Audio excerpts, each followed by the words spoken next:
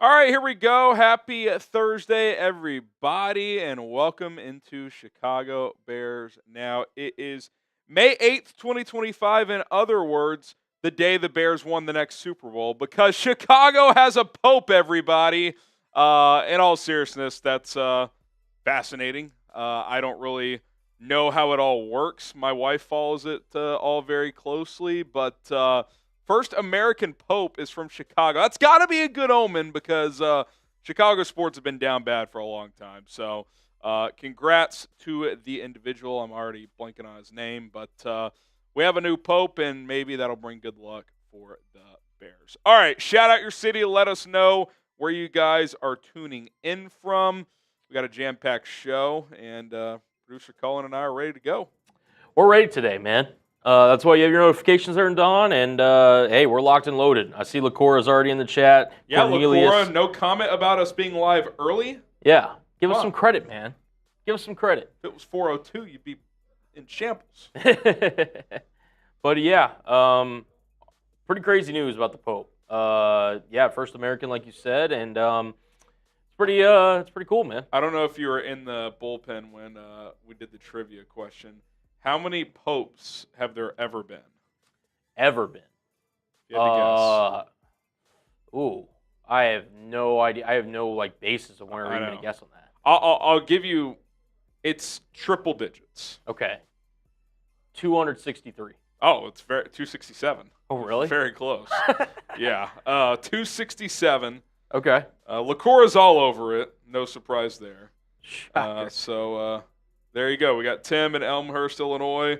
Brian in Pensacola.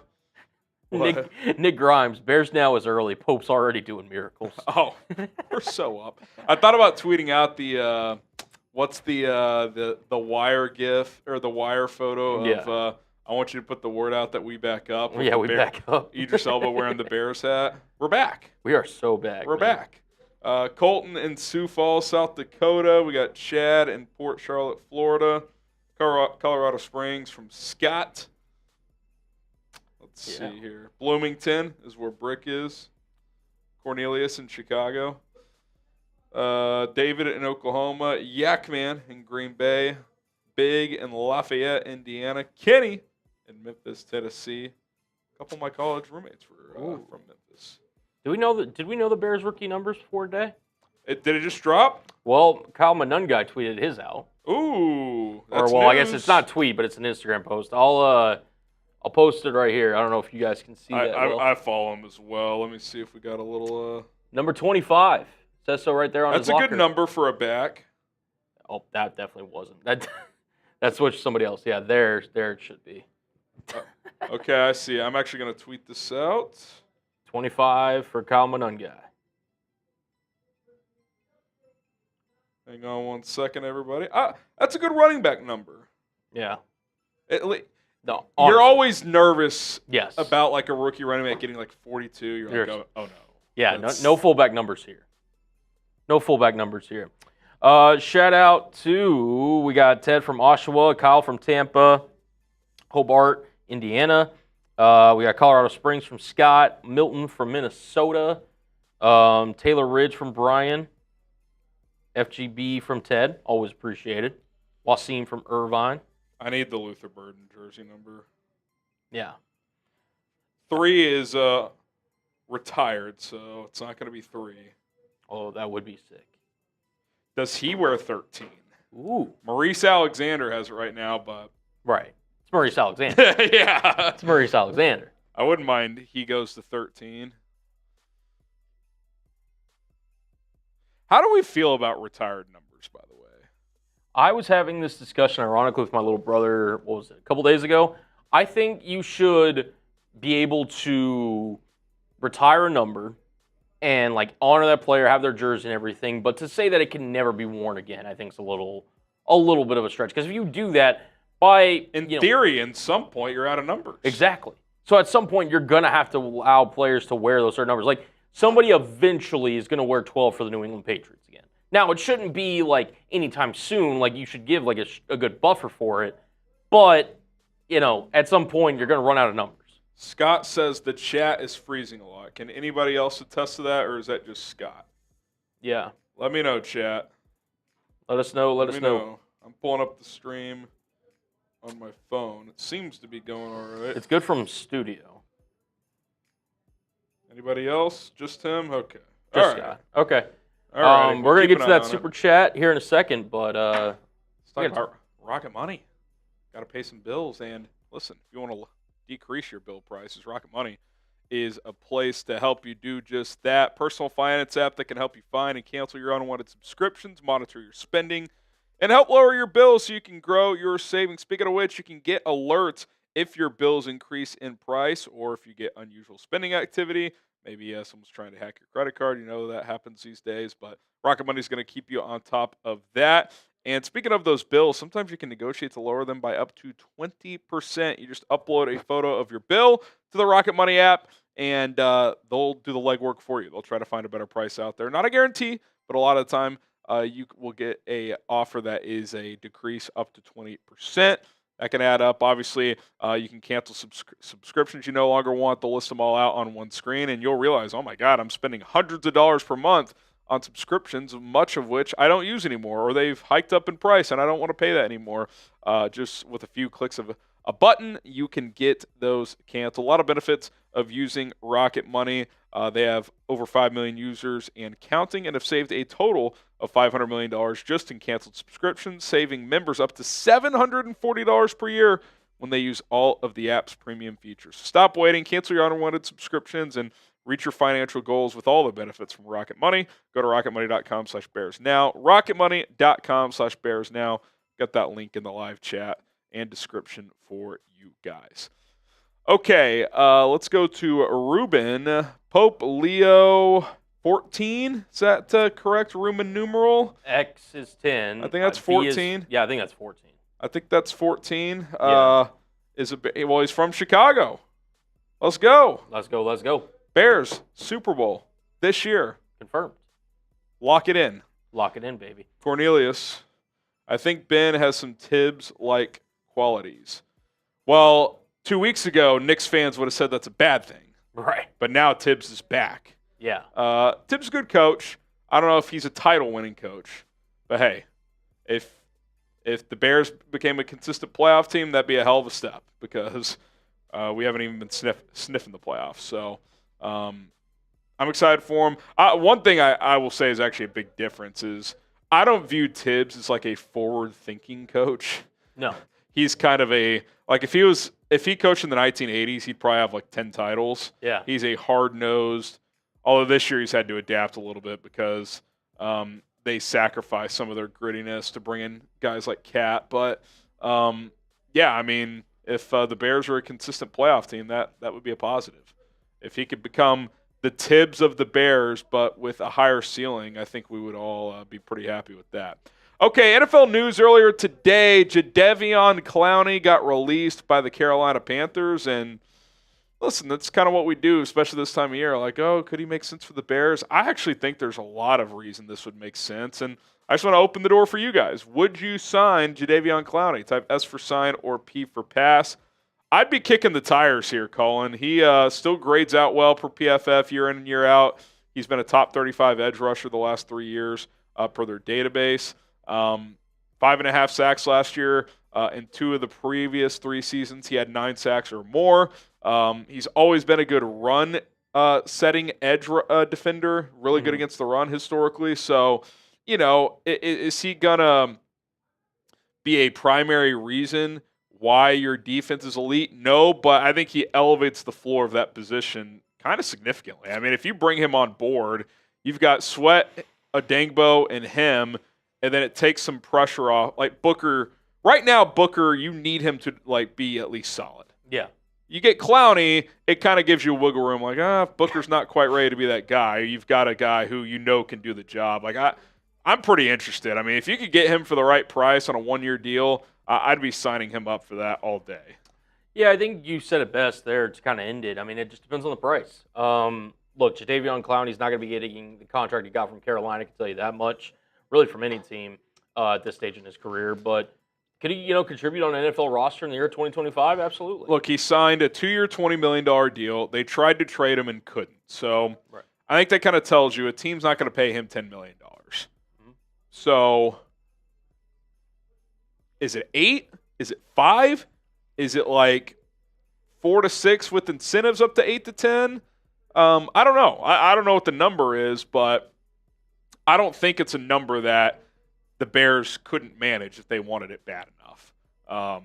Not saying get in some bidding war where all of a sudden you're paying $12 million, somehow he's making more, but like to me, like you could pitch him pretty easily. Like, hey, like we're on the up and up here. We have a spot where you're basically instantly our third guy, and on passing downs, you're probably on the field a lot because Adangbo might be kicking inside on those. So, I'm pretty interested. 6'5", 265, 34.5-inch arms. Like, he's built like a Dennis Allen edge rusher. I'd be calling him and his agent pretty quick and seeing if he's – like, to me right now, if you're trying to add an edge, him and Zadarius Smith are pretty far ahead of the rest of the crop. I mean, Von Miller he's fine, but he's not what he was. He also fits a 3-4 better. Clowney, he's got the size for both. I don't know, man. He might be at the top of the list now for me. I did not expect him to get cut. That's fair. I would still probably prefer Zadarius Smith, but I mean, teach their own. Yeah, I mean, if you want the better pass rusher, I guess Smith would be the route you go. I think Clowney is. What's up? Nah, we're good. What's up, dude?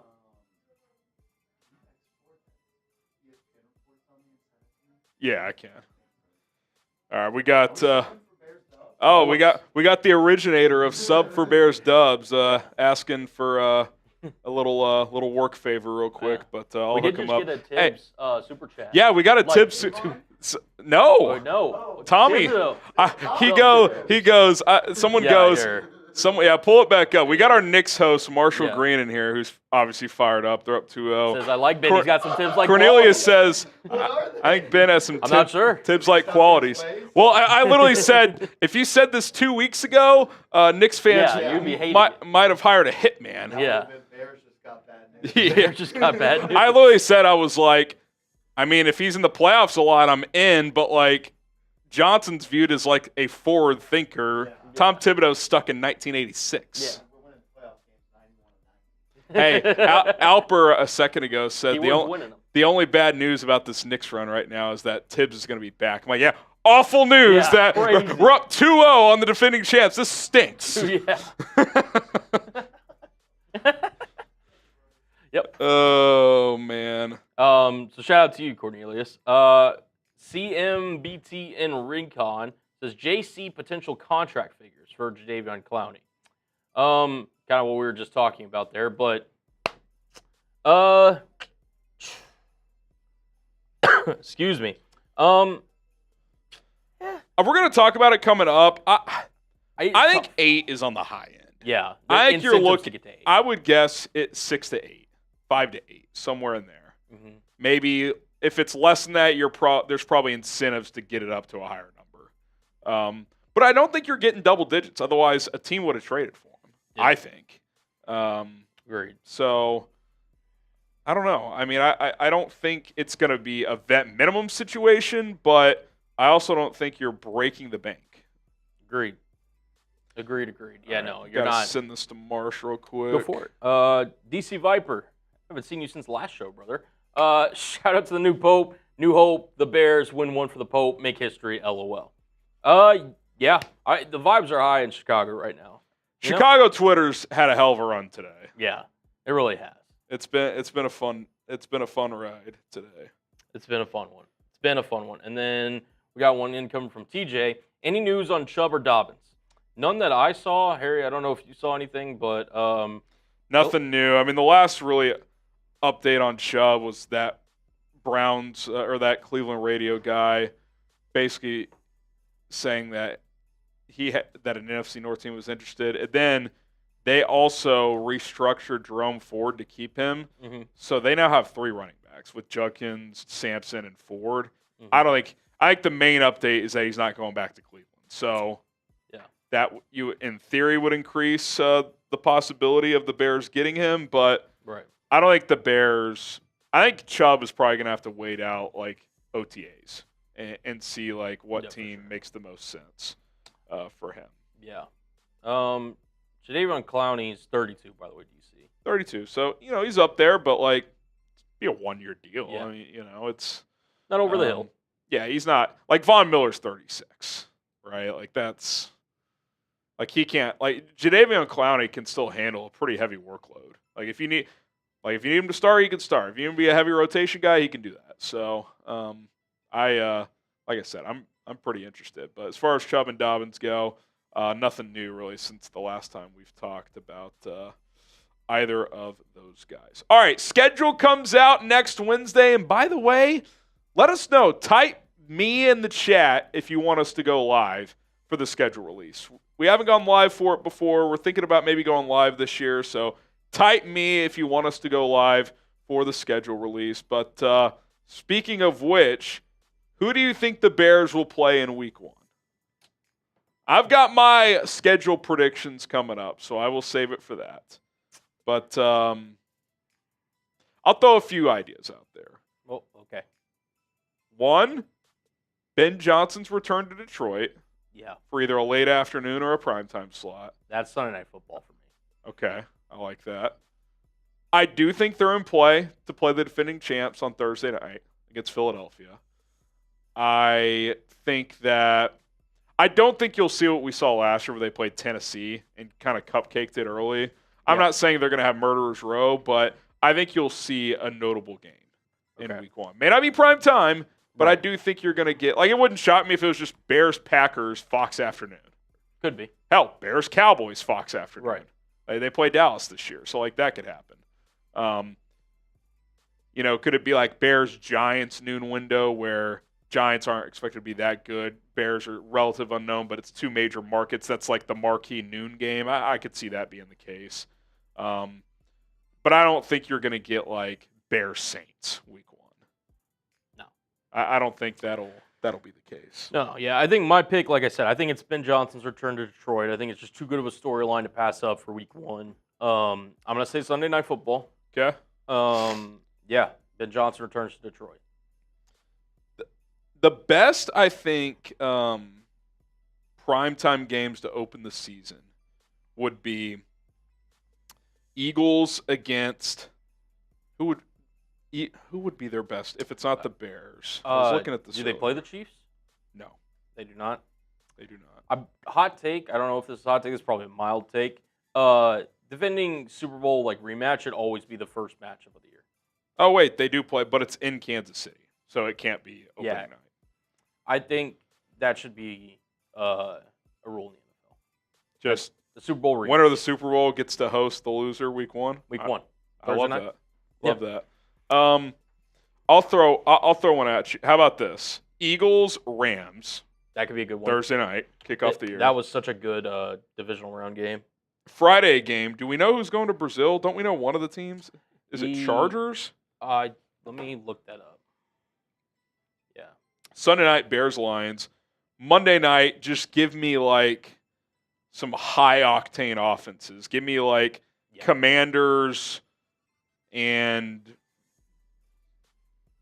give me Commanders Packers because those two NFC North, NFC. The Chargers are the team in Sao Paulo, by the way. So Chargers like Friday the 5th. Yeah, so Chargers versus I don't know who they play. Give me like some honestly divisional. Go against Denver maybe. Yeah, I'd be cool with that. Denver Charger. I just don't think they want to put divisional games in international because then the other team gets them at home. Yes. Like who's losing the home match? Exactly. That's fair. Touche. So, who do you guys want the Bears to play week 1? Who do you think? Yeah, Chargers was Brazil. See Bears Detroit. Seeing a lot of Detroit. Y'all want us to go live though? Y'all in? Yeah. Colin and I are down to chop it up. Yeah, we'll break down the whole schedule. Interact with you guys. Yeah. Do the whole thing. Augustine says Cowboys or Ravens. Bengals from its back. Fun. I'll say this: Cincinnati historically sucks early in the year. I wouldn't mind catching them early. See if they come sluggish out of the gates. Just make sure they trade Trey Hendrickson before they come to town. Yeah, I mean, you could go. It could be rookie left tackle versus Trey Hendrickson. Exactly. That could be tough. Yeah. Maybe he just holds out through week 1. The Bears beat him, and it forces Cincinnati to pay him. Worst case scenario, yeah. Just listen. He's just not feeling it. Trey, we're gonna get you paid. Just sit out week 1. Yeah. David, love how people are sleeping on Kmet. Watch my guy blow up in Ben Johnson's offense. Thoughts? Yeah, the Kmet DJ chatter is interesting. I mean, it's gotten to the point where like you're seeing like these third-party websites be like, could Kmet get traded to this team? Could DJ get? It's like the way their contracts are, neither of them is likely at all to get traded this offseason. But that window opens next year, so we'll see. I think if you're Cole Kmet, you really got to lock in because Colston Loveland's coming. Once he's now the advantage Kmet's got there is A, he's a vet, he's been there, he's done that, and B, Loveland is not going to be healthy until training camp, so it's not like he can make up ground during OTAs. But listen, once he's healthy, I expect him to get opportunities early and often, and if he excels with those, then that could impact Kmet's role this year. I think both will have big roles, but if by the end of this season Loveland is the better player, then that opens the door for the Bears to, make some tough decisions next offseason if they want to go in that direction. Yeah, I mean, clearly Loveland's in their plans long term, but that doesn't mean Kmet can't be as well. Yep. Yeah, you just got to prove it. And listen, like you said, Ben Johnson's preached it. Like every spot basically is up for grabs at this point. So. Fresh slate. It's if you're a guy like Tyler Scott who may have felt like you didn't get a fair shake in Shane Waldron's offense, you got an opportunity. Might be an uphill one, but you got an opportunity. If you're Cole Kmet and you've been paid, you're one of the higher paid players on the team, just because you're that doesn't mean you are going to have a massive role long term. I expect him to have a big role this year, but these things are going to have to be earned, and that's how it should be because this team's won 0 over the last several years.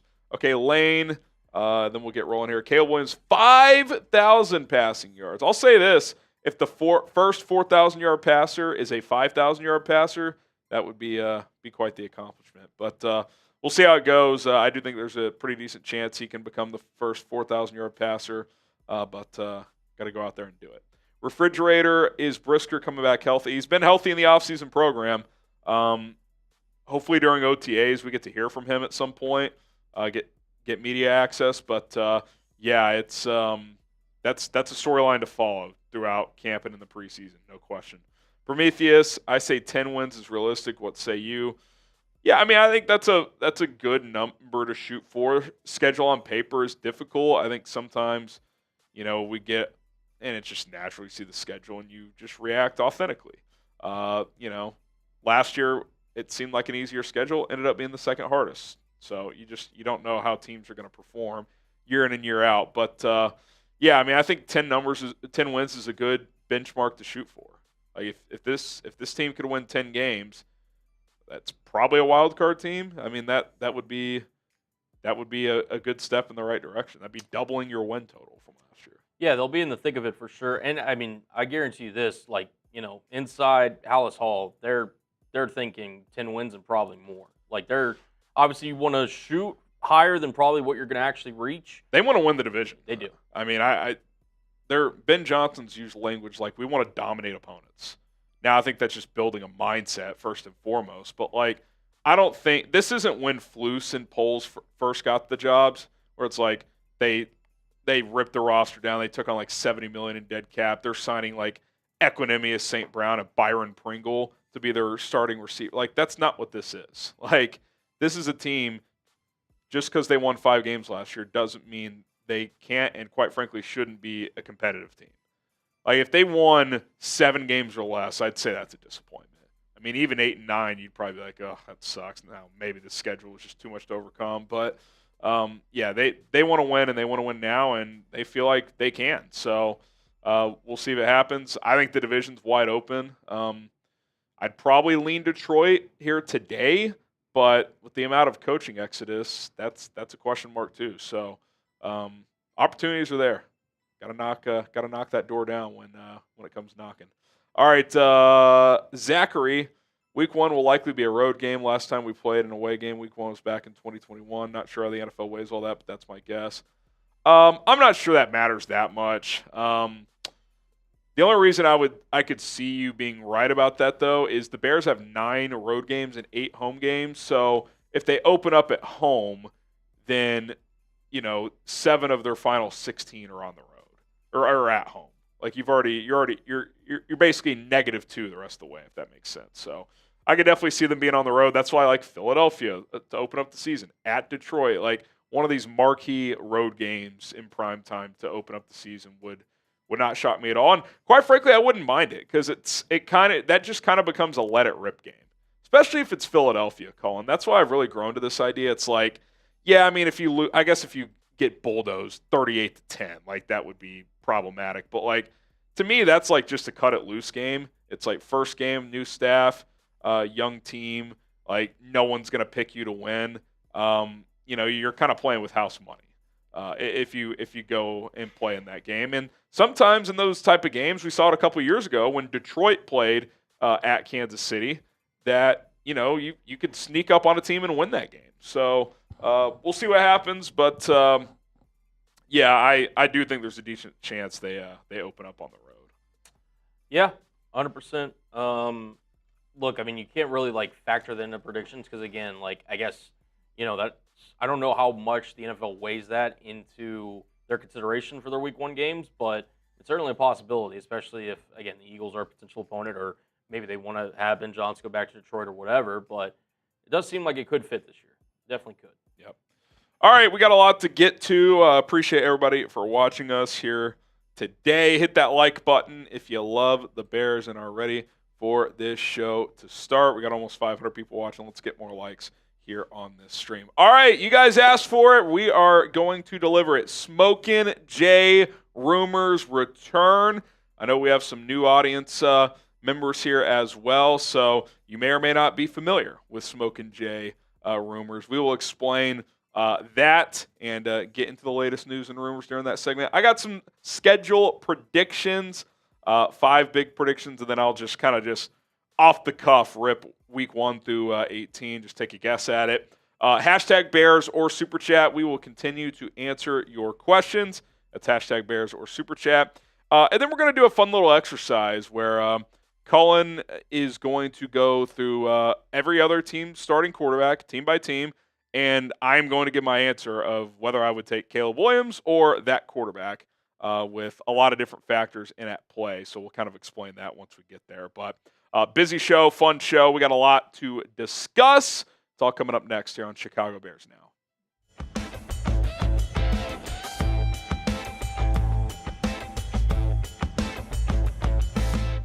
Smokin' Jay Rumors are back. Welcome into Chicago Bears Now. My name is Harrison Graham. It's been a while since we have used the Smokin' Jay Rumor meter. And if you're new to the channel or if you need a refresher, here is how the Smokin' Jay Rumor meter works. If it's 0 Smokin' Jays, it's fake news. It's not going to happen. Not even really worth discussing. 1 Smokin' Jay, it's barely true. It's something that could happen, could materialize, but it's unlikely. 2 Smokin' Jays, people are talking. 3 Smokin' Jays, it's pretty likely. 4 Smokin' Jays, bear down, it is happening. All right. The Bears should sign Jadeveon Clowney.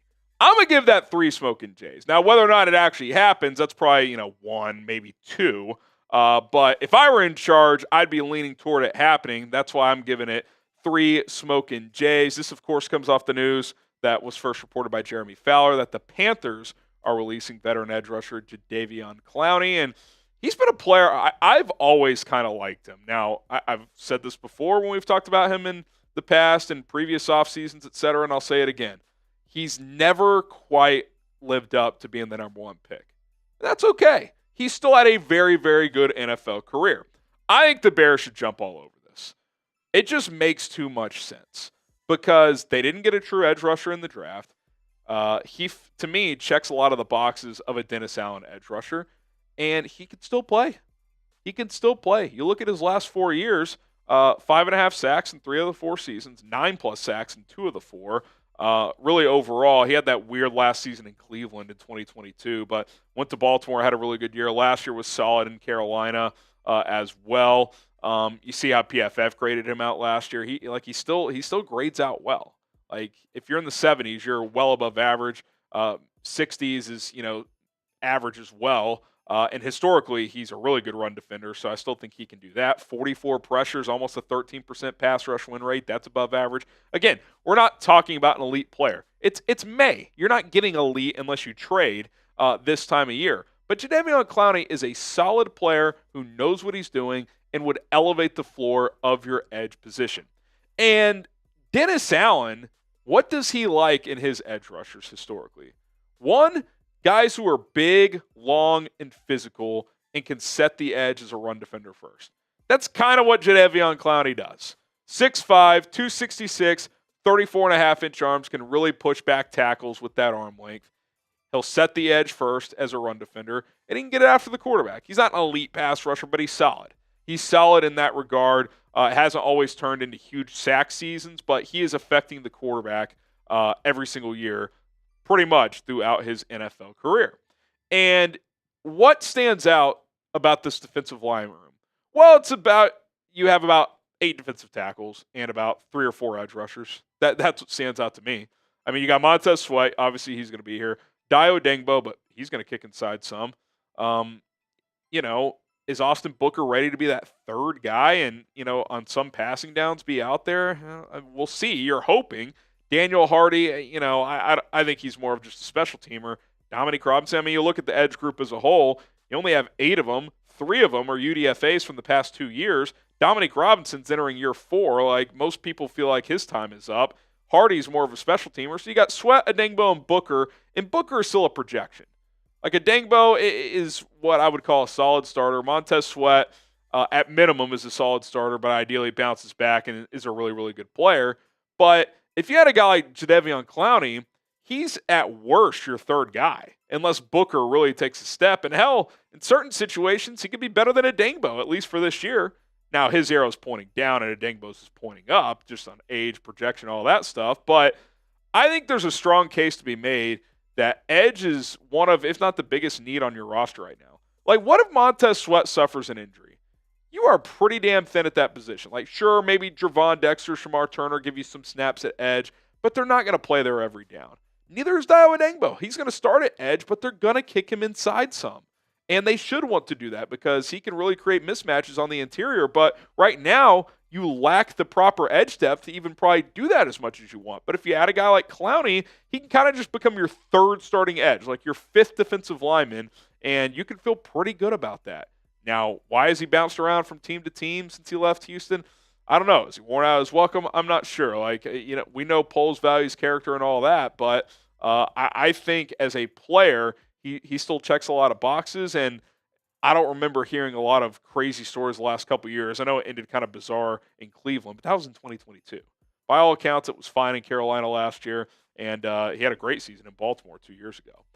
Comment below, should the Bears sign Jadeveon Clowney? Type S for sign or P for pass. You're going to get hit with the YouTube ad break, so answer right there on the pinned comment, and then we'll talk a little bit more about this idea. Okay, so what is it going to cost for Clowney? We're going to talk about that coming up here in just a moment because he was cut. So, do you base his prior contract? Is it going to be less than that? I'll kind of dive into that and give my thoughts. But speaking of money, speaking of cutting costs, Rocket Money is the app for you guys to use, as it is a personal finance app that helps you find and cancel your unwanted subscriptions, monitor your spending, and grow your savings in a number of ways, lower your bills, another one that is possible as well. When it comes to spending, sometimes it's out of sight, out of mind. That daily coffee habit, how about those streaming services? They add up so fast, you don't even notice. Rocket Money helps you spot those patterns so you can do something about them and keep more money in your pockets. The Rocket Money dashboard gives you a clear view of your expenses across all of your accounts, which is absolutely fantastic. They also have a new goals feature, which automatically saves money for you, so you don't have to think about it. Help pay off bills, put away money for a house, build your savings. Rocket Money makes it easy. They have 5 million users and have saved a total of $500 million in canceled subscriptions with Rocket Money, including members saving up to $740 per year when they use all of the app's premium features. Think about what you could do with an extra $700. You could do a lot. Go on vacation. You go on several nice dinners. You could start a college fund, cancel your unwanted subscriptions, and reach your financial goals faster with Rocket Money. All you got to do is go to rocketmoney.com/bears now. That's rocketmoney.com/bears now. Sign up, link up your bank account. It's completely safe, and you are going to start saving money with the best personal finance app out there. It's Rocket Money. Okay, Jadeveon Clowney signed a 2-year, $20 million deal with Carolina last year. And then they cut him after 1 year. So $10 million a year, easy math, we get all that. Jeremy Fowler, who had the note of the release, also said that the Panthers explored a trade during draft week, did not find one, and then they added a couple of edge rushers, so they ended up cutting Clowney here. So what does that tell you? They couldn't find a trade even for a late-round pick swap, right? Like sometimes you'll see that, yeah, we'll give you a 7th, give us Clowney, or we'll give you a 6th, give us Clowney, and a 7th, something like that. Well, they didn't even do that. So now he's a free agent. He was making $10 million per year. That tells me he probably will not be making $10 million per year, and it will probably just be a 1-year deal. I'm guessing on the low end, you're looking at like $4 million, and on the high end, you're looking at $8 million for 1 year. I would guess he's somewhere in that range. Now, maybe there's incentives to get up to 10. And by the way, the Panthers, he still owed $2 million in guaranteed cash for Carolina. So, like, a team could be like, hey, we're going to give you 6. You're already making 2. There's $8 million. And that's only a $2 million, decrease in what he was set to make if he didn't get cut by Carolina. So you're kind of making him whole anyway. So, like, if you could get him in that $6 million range, I think that'd be a pretty good deal. I'd go up to 8. I don't know if I'd go more than that. But, listen, I think this guy can really help. I still think he can really play. He's not a superstar. He's not, going to be the reason you make or miss the Super Bowl probably. But can he impact the opposing quarterback still? Can you feel good about him if you suffer an injury and he has to become a starter for a stretch? Yeah, I think he checks those boxes. And I think he fits the prototype of a Dennis Allen edge rusher. All right, subscribe to the channel. Bears Now is a family. We are 100% free. We plug out content every single day. We go live every Monday and Thursday as well. Do not miss out. We will continue to bring you the latest Bears coverage. Okay, Joe Thuney is an extension coming before training camp. I'm going to give this one 3 smoking Jays as well. I do think it's pretty likely that an extension happens before training camp gets going in late July, early August. Brad Biggs on the score kind of exploring this, saying, I think both parties would feel best if something were to be finalized before training camp, but I don't see any kind of soft deadline for this negotiation. Now, Ryan Poles has used similar language with Thuney that he did previously with Kyler Gordon, calling it a priority. At the owners' meetings, he called it Kyler Gordon extension a priority, extended him before the draft. After the draft, when asked about Joe Thuney in an interview with Cap and Jay Hood on ESPN 1000, he called it a priority. To me, you can pick up on patterns on how coaches, execs, the type of language they use. That tells me they're pretty serious about getting this done. Now, doesn't mean they're in a rush. Maybe they'll go through OTAs first and all that. But to me, you drafted Ozzie Trapillo, who could he play guard in a pinch? Yeah, but he's almost certainly a tackle long term. You didn't draft a guard that, in theory, could replace Thuney next year. So I'm extending him. That's a pretty easy decision. And then the question just becomes, how much, right? Trey Smith's number is based on the franchise tag. We'll see what he gets if it's a long-term deal. But I think you're more looking at, the Nelson, Lindstrom, Dickerson. You want to give him 21 and a quarter to top Dickerson and be the highest paid guard per year in terms of, multi-year contract. Because, again, Trey Smith is on that franchise tag. I think that's fair. I threw out this projection a month or two ago. 2 for 42, 21 a year, 30 guaranteed. Again, if you want to make it 2 for 43, 21 and a half to have him top Lindstrom, that's cool. He's 32 years old. I don't think you have to, give him $24, $25 million per year. But 2 years, 3 years total. If you want to tear up this year and do a fresh 3-year deal, you could do that.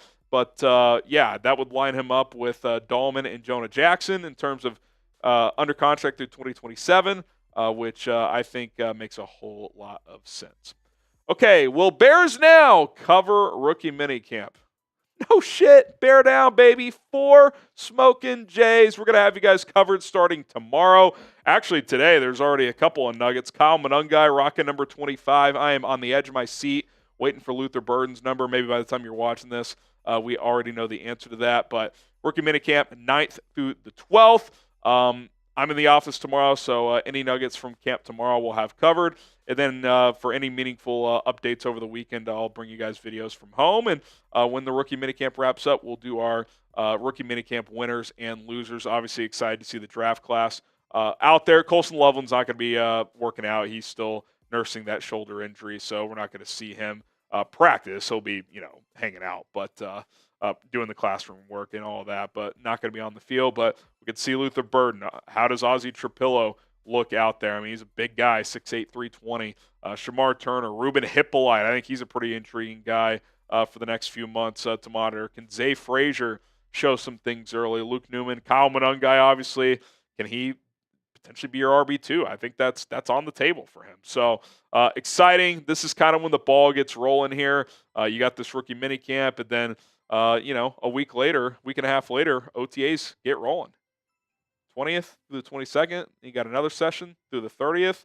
You got that mandatory minicamp, and then one more OTA period before the Bears are off for about 6 weeks. June 12th until the last week of July, they will be on vacation on their own, training on their own until training camp starts, and then it really ramps up. And then Bears football is really back, but it's kind of back now. I mean, it's the NFL has really kind of figured this thing out where there's not much break other than that 5-6 week stretch from the middle of June to late July. I mean, there is stuff going on constantly. It's an 11-month sport. It's pretty remarkable what this league has done, and it's exciting. It's exciting. T-minus 4 months until Bears football games are back. All right.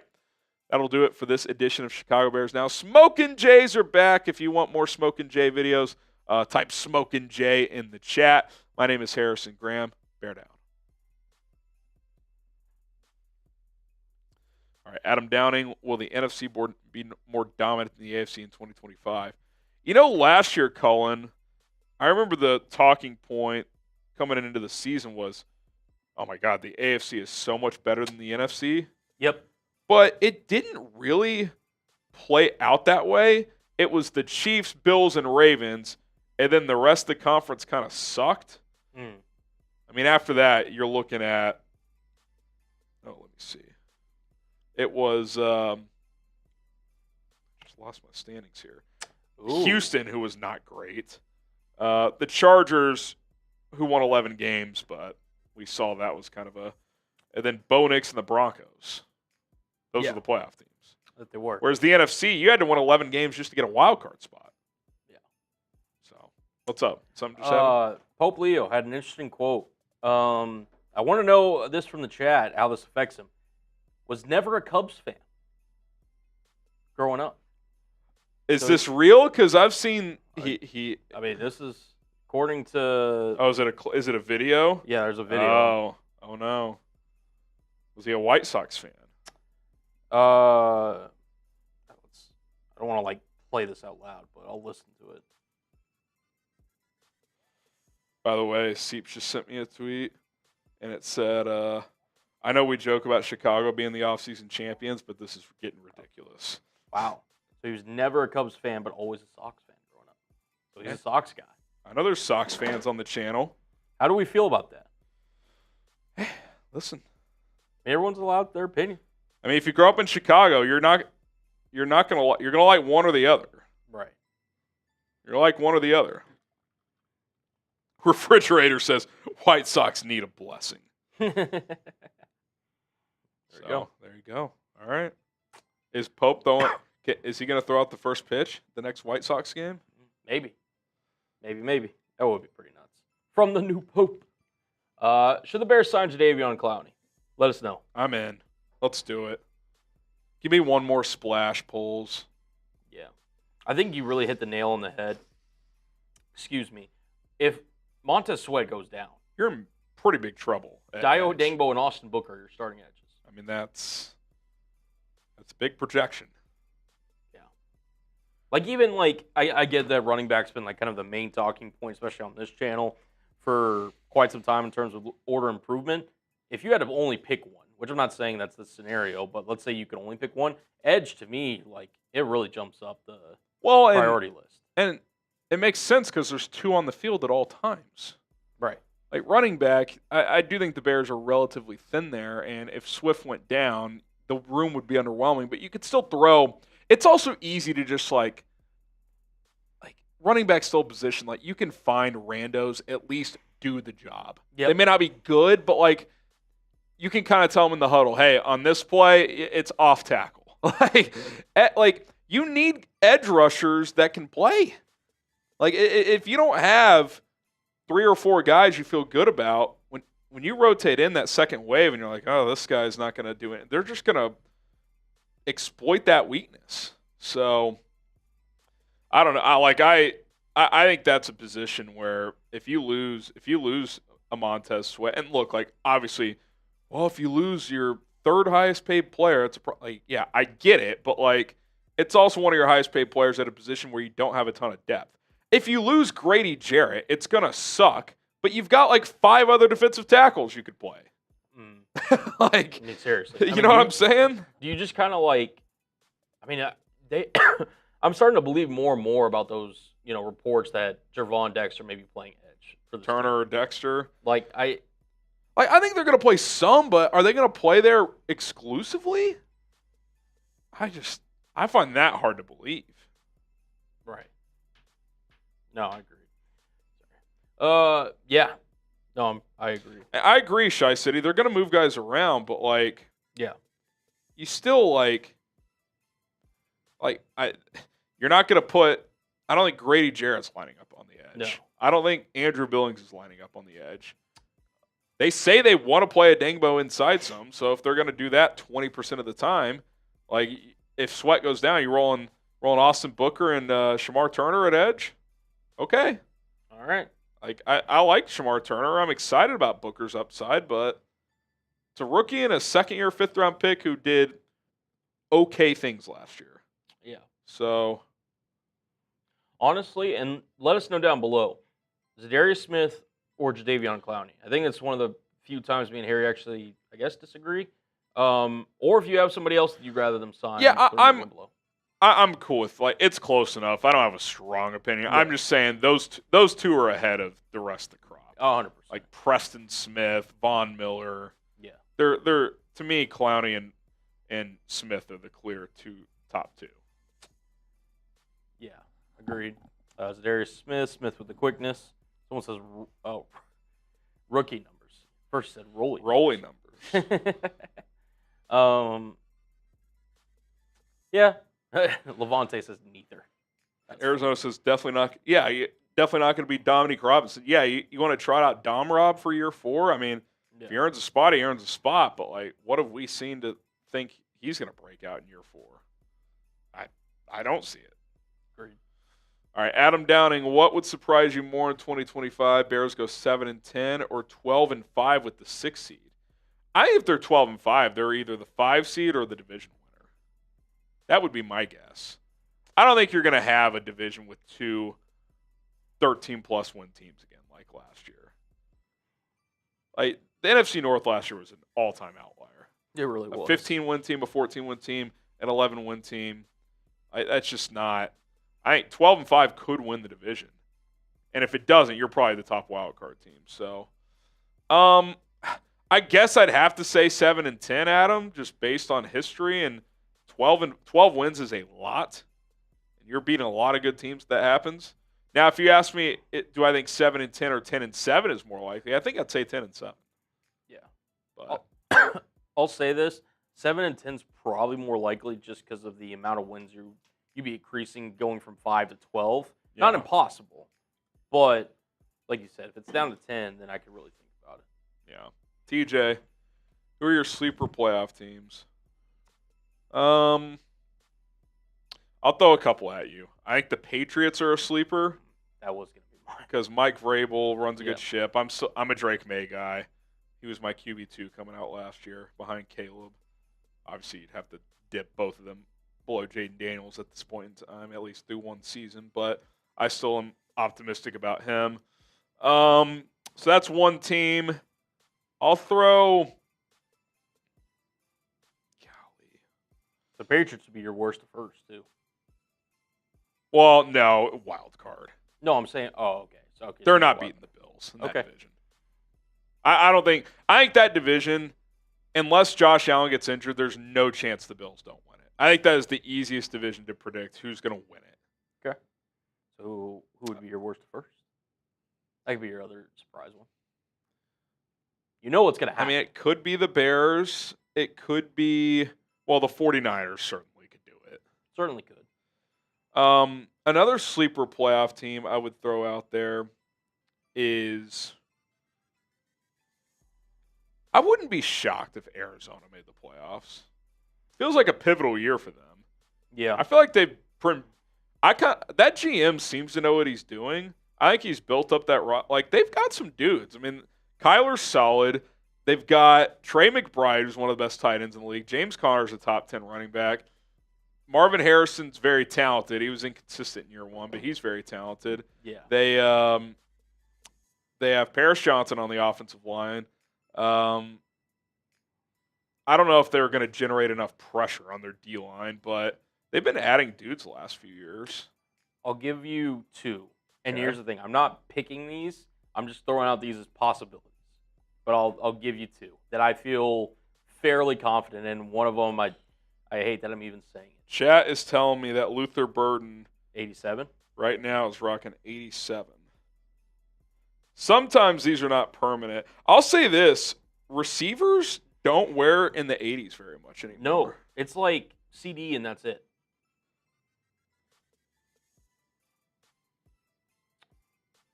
I would guess there's a decent chance that changes. Yeah, Infante has it. Jacob Infante on Twitter. Brad Biggs tweets out, numbers for rookie minicamp are not official and are subject to change. That being said, Colson Loveland. I will say I think Loveland's locked in at 84 because you can already pre-order jerseys with that number. Luther Burden, 87 for now. Honestly, if he rocks 80s, he should go double eights. Yeah, 88. I don't hate it. Or 83 just to honor the 3. I think one way or another he's getting a 3 in his number. Either 13, 83. 3 being retired. I mean, I'm not gonna rip anyone for they earned getting their jersey retired, but it would actually be chills if he wore 3. Honestly, the Bears need to stop being boomers. Let someone wear number 0. Burden wearing 0 would be chills. Yep. If you're not gonna unretire numbers, then let's make 0 available. Yeah. There's no honor in saying no one's gonna wear 0. Who cares? Yeah. Agreed. I think, like I said, I agree. I don't think 87 is permanent, but for right now, it is what it is. I always liked 80s numbers growing up for receivers. What was your favorite 80 number? 88. Yeah. 88 then 81. 81, yes. 81. I think 80 is a good number. Not a big 82 guy. No. 83 was all right. 84? I don't like 84 for a receiver, but I do like it for a tight end. Yeah. Which is what Loveland's wearing. That's fair. I don't love 89. Yeah, that feels very just. That feels almost DN. Who wears 87? Travis Kelce? Yeah. Luther Burden, the next Travis Kelce. There we go. Let's go. 85, that feels like a tight end number. Yeah, I'm trying to think of receivers who are Ocho Cinco, but yeah. Ocho Cinco. We'll see. Logan says I was number 89, but I was a kicker. See, that kind of proves our point there. So shout out to you, Logan. Answer your question, TJ. How about this? How about Jacksonville Jaguars? I thought that, but the only reason I could see it is because the division's ass. Exactly. It really hasn't. It doesn't have that much to do with them. Liam Cohen. They added Travis Hunter to go pair along with Brian Thomas Jr. Again, they added a couple of running backs that I liked in the draft. I wouldn't be shocked. All right, we got all the Bears rookie numbers. All right. We also, the Bears tweeted out the list of undrafted free agents. You ready? Okay. We kind of know. I'm trying to see if there's any new ones. Nope. It's the same that was initially reported. Major Burns, safety out of LSU. Xavier Carlton, edge out of Cal. Power Eccles, linebacker out of North Carolina. Iowa long snapper Luke Elkin. Deion Hankins, the Texas State running back. Tysheem Johnson, the Oregon safety.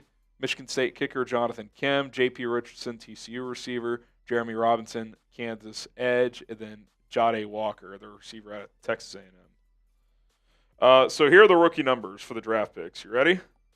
Oh, I got him right in front of me. Colston Loveland, 84. Yep. Luther Burden, 87. Ozzie Trapillo, 75. I think that's Larry Borum's old number. Shamar Turner, 95. Luke Newman, 65. Shout out Cody Whitehair. Zay Frazier, 20. I don't mind that for a corner. It's okay. Ruben Hippolyte, 47. Yep. That's a fine linebacker number. And then Kyle Monungai, 25. I think that's the one I like the best. By the way, didn't Travis Homer used to wear 25? He did. So is he? I'm telling you, he's the Travis Homer replacement. I swear to God. He's way better than Travis. I'm saying at his floor. Like, at his worst, he's Travis Homer. Like. Okay, I see. Let's see what is Travis Homer rocking? Oh, he's rocking 21. Ew. 21 deserves to go to a better number than Travis Homer. Let's give that Zay Frazier should be rocking 21. Give Travis Homer 20. Yeah. Let's flip those. Agree. You in? I'm down. All right. There you go. Yeah. I'm gonna have to sit on this. I'm gonna have to sit on this a little bit more. Yeah, no, for sure. Where is? All right. We got a lot more to get to. Appreciate you guys hanging with us. We did get. Shit. We'll get that super chat loaded up here in a second. I did not see that though, Michael.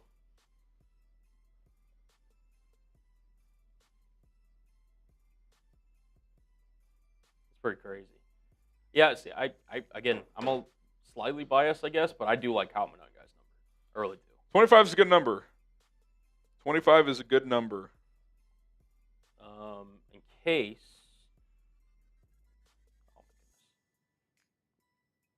In case you guys are wondering, or just wanted a visual.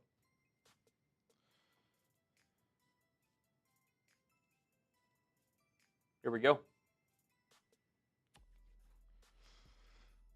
Oh, there it is. Boom, boom. The rookie numbers. Yeah. See, actually, I'm going to see if I can make it bigger because I feel like that could be here. Yep, here. Make them bigger real quick. Oh, my goodness. That should be better. There it is. All right, how would you order these rookie numbers? We're spending way too much time on this, but we're already down this road. I would go Monungai 1. This is a weird take. I like 75 for an offensive lineman. I'll let you go through your list. So I'm going to go 2. Actually, no. Shamar Turner, 95 is a good number. I was about to say. That's 2. Yep. Trapillo 3, Loveland 4. I don't mind 87. I'll go that 5. Team bring back 80s numbers for receivers. 87 is not my favorite 80s, but I'm okay with it. Frazier 6, 20's fine, but 21 would be so much better. Yep. 65, 47. I don't mind. I mean, 40. All the 40s numbers kind of stink, but they are linebacker numbers. Exactly. Like, what's the best 40s numbers? 44, probably. 44, 42. I like 42. 45 potentially for a linebacker. Yeah, I think that's Eamon O's number. Okay, how would you order? I would go. I think Monungai is the best one. I'll go. I like Loveland's number. I do like 84. Okay. I'll go Loveland 2. I'll go Turner 3. Trapillo 4. I'll go Burden at 5. Okay, that's where I had it. And then I'll have Newman because 65 is pretty cool. And then I'll have Hippolyte and then Frazier. That's about where I see it. Okay. Let's flip Travis Homer and Zay Frazier, and we're cooking with gas. Yeah, agreed.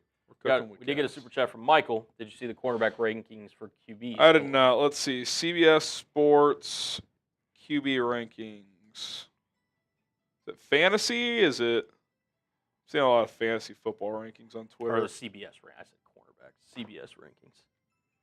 I know. It's the ones that are popping up are fantasy football. Oh, wait. Here we go. Post-draft QB power rankings. Jayden Daniels, number 1? Yeah, somebody put that in the chat. All right, I'm Xing out of this article. And I'm high on Jayden, but 1. Mahomes 6. Someone says Ian tweet. Oh, yeah, Bears first round Colston Loveland, the 10th overall pick, has signed his fully guaranteed $26.64 contract that includes a 16.01 signing bonus. Shout out to Stages. Let's go. 3 minutes ago. Tweet that out. Shout out to the chat. What's good? What's good? All right. Well, fuck CBS. I'm just kidding. Caleb's 16. I don't mind that. For this year?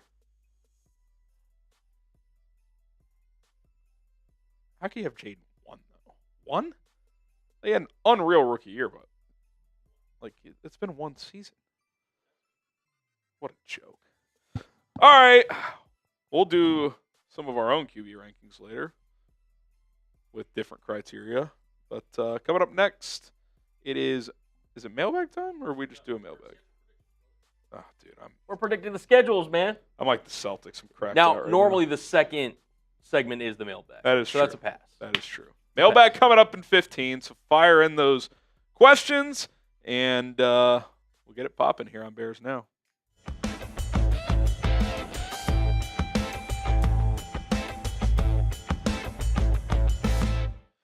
All right, the NFL schedule release is set for Wednesday, May 14th. So I thought here on Chicago Bears Now, I'd just throw some predictions out there. Why not? Let's have some fun this time of year when there's not a ton going on. But we'll see what the schedule ends up looking like on May 14th. So tune in, log us in for that because I think we're going to go live. So it should be a lot of fun. Just some nuggets from last year's schedule, just as kind of a reminder. Only 3 primetime games. A year ago, obviously had the international game in London against the Jags, Thanksgiving game against Detroit, a.k.a. Matt Eberflus's last hurrah. And remember, a weird schedule quirk a year ago was all 6 of the Bears divisional games came in the last 8 weeks of the season. So they really jam-packed those in there. I doubt they would do that again. I think it'll be a little bit more spaced out, certainly a few toward the end of the season and in Week 18, like they've done for years. But just some quirks from last year's schedule that I want to remind you of. Okay, here are the opponents. We do know the opponents, and we have for quite some time. The home games, you got the division games, obviously, with Detroit, Green Bay, and Minnesota. The Cowboys and Giants come to town. The Browns, Steelers, and Saints. Quite frankly, that home schedule is pretty manageable. Like, you need to win at least probably 6 of 8 of those games because the road is a lot tougher.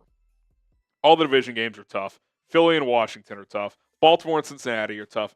San Francisco's going to be tough, and the Raiders is one you should probably get, but it's still a road game. So you probably got to go 6-2 at home, and can you win 3 to 4 games on the road? That's kind of how I look at it if you're trying to piece together a 9 or 10 win season.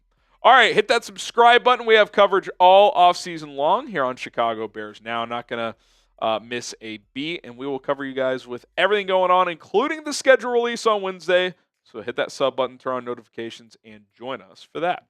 Okay, some schedule predictions. I'm leaning into it. I think there's a real chance that the Bears get the opening night game against Philadelphia. The defending Super Bowl champs always kick off the season on Thursday Night Football, NBC, before it shifts to Amazon for the rest of the season. And I think there's real legs to this. I do. Mike Tirico, I don't know if he did this intentionally or if he kind of just said it casually, just expecting to get some Bears primetime. He is the NBC guy. NBC has opening night football. He kind of made a comment, I think it was on 1000, saying, yeah, I'm looking forward to calling a Bears game early in the year. And I was like, that piques my interest. Talking early, week 1? Or is he just kind of throwing that out there? I'm not sure. But you look at the games that Philly could get. I don't think they'll do a divisional one. Now, could they do Dallas? Could they do Washington? They certainly could. I don't think they will, though, because those games, like Thursday night, you could have anyone play. You could have Jacksonville play Tennessee. It's going to do monster numbers. Well, those big division games, as the season goes on, those are going to do numbers regardless. So I think they'll save those. You could do Detroit, certainly. I think the Rams is an intriguing one. I don't think you'll do Denver or Las Vegas. And then you got Chicago. And the Bears this year, whether or not they live up to what the Lions did a couple of years ago, Wouldn't this have similar vibes to when the NFL had the Lions play the Chiefs on that opening Thursday that one year, and everybody's like, the Lions? Like, I know they finished last year strong and everything, but like Detroit, obviously the Bears did not finish last year strong. They beat the Packers in Week 18, but they went 5-12. Detroit went 9-8. There's a lot of hype around this team. Big market, young, a coach who's very confident in himself and Ben Johnson, Caleb Williams, a rebuilt offensive line, a lot of raw talent on this team. I would not be shocked at all if the Bears were the team that they put up against the Philadelphia Eagles to kick off the season. Quite frankly, I wouldn't hate it. Like, I think if you're going to beat a team that's superior to you, you'd probably rather catch them earlier than late, than when they hit their full stride. They got a new offensive coordinator. That could have some growing pains with Jalen Hurts, who obviously had a great year with Kellen Moore last year. So I'm calling my shot. I think it's Bears-Eagles to kick off the season next Thursday night.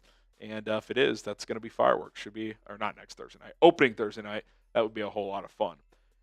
Is that what you want too? Because I'm in. Why not? You got nothing to lose in that game if you end up getting it. Do you want to play at Philly to kick off the season? Type Y for yes, or you can type N for no. Okay, Bears at Packers Christmas Day. Christmas Day doubleheader or tripleheader this year. They're leaning into it. That's not going away. They're going to keep playing on Christmas. It's Thursday this year, so they're going to do a tripleheader. I think Amazon's got a game, and then it's the two Netflix games again. I think that's how they're doing it. So I could see this happening. Kind of feels like the rivalry could be back. I mean, the Bears finally beat them in Week 18. Ben Johnson kind of made that backhanded comment in his introductory press conference that he enjoyed beating Matt LaFleur twice a year when he was with Detroit. Wants to continue to do that. Matt LaFleur kind of got defensive when asked about it, like, oh, yeah, whatever, yada, yada. But you could tell he was kind of annoyed by it.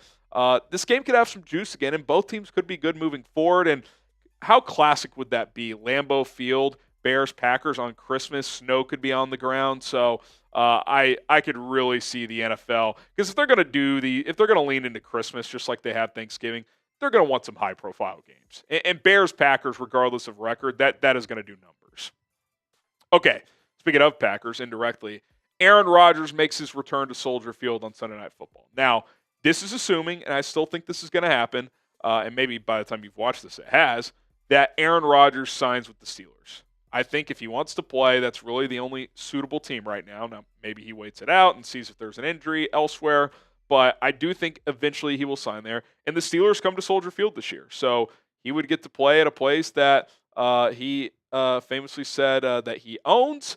I hope it happens, because I would love to see his last trip to Soldier Field end in an L, because I think the Bears are a better team than Pittsburgh. I think they have a better roster. I think their coaching staff is competent now. I think you could potentially embarrass Aaron, and that would be awesome, because how many times has he embarrassed the Bears? I mean, dozens. It's just been brutal. So I could see the schedule makers kind of projecting, okay, we think he's going to sign there. How about a little October Sunday Night Football, around Halloween or a little bit earlier, Week 6, Week 7, somewhere in that range. So that's my prediction. Steelers at Bears, Sunday Night Football. And remember, last time these two teams played was in primetime. Maybe the best game of Justin Fields' Bears career, when the Bears got screwed by that Cassius Marsh bumping the ref, even though the ref bumped him, that whole thing. The real ones remember. And so the Bears can get revenge for that loss as well. Okay, Colston Loveland jerseys are available for pre-order. Chatsports.com/Loveland. Get your Colston Loveland 84 jerseys today at chatsports.com/Loveland. Okay, Caleb versus Jayden on Fox. I think just like last year, that was a Fox afternoon game. I think the NFL is going to lean into this QB matchup. Both are in big markets, DC and Chicago. Both have promising futures. Obviously, Jayden's already pretty established. Caleb obviously did some good things. Just the way the game went last year with the drama and the back and forth in the fourth quarter.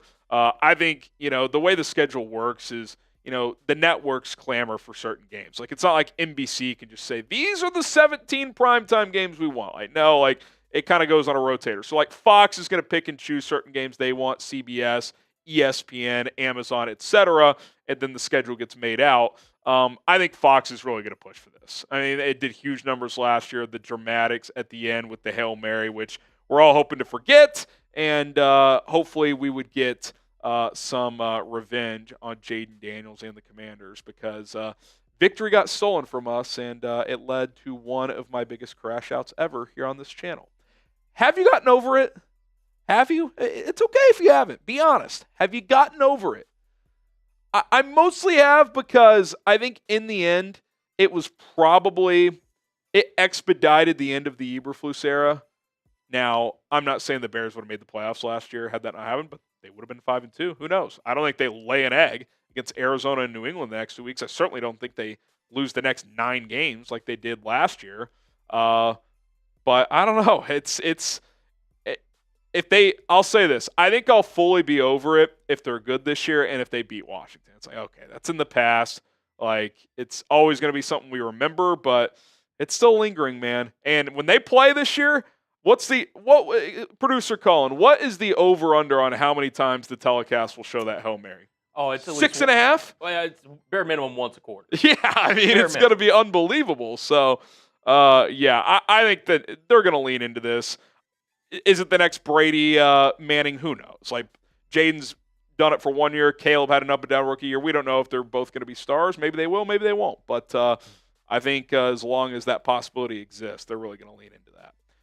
And then lastly, before I just take a stab at the week-by-week schedule, Ben's return to Detroit on Monday Night Football. Not sure when. Obviously, for week 1, I've got them playing Philadelphia. So maybe it's later in the year. Maybe it's later in September. Who knows? But I think this is a game they're really going to want to put in prime time because Detroit's kind of established themselves as the team to beat in this division the last couple of years.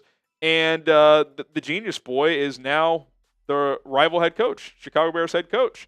And obviously he's worked under Dan Campbell for a long time, and he's very confident. And, that could really add juice to this rivalry as well. A lot of connections between the two franchises with Ben coming over and some assistant coaches as well. Okay, real quick, just week-by-week schedule prediction. So obviously I had the Eagles week 1, Thursday Night Football. Then you get the Giants and Packers at home the next couple of weeks. At Detroit, there's the Monday Night Football game in week 4. Week 5 against the Saints at home. Week 6 at San Francisco. Week 7 against the Steelers and Aaron Rodgers on Sunday Night Football. Then you get the bye before that big matchup at Washington, that Fox afternoon game in week 9. Browns come to town there week 10 at Cincinnati. Little Thursday Night Football, Caleb versus Joe in week 11. Week 12 against the Cowboys as well. Week 13, which is Thanksgiving week. Not a Thanksgiving game. I don't think any team will get stuck with Thanksgiving and Christmas. So week 13 at Minnesota for a little Sunday game.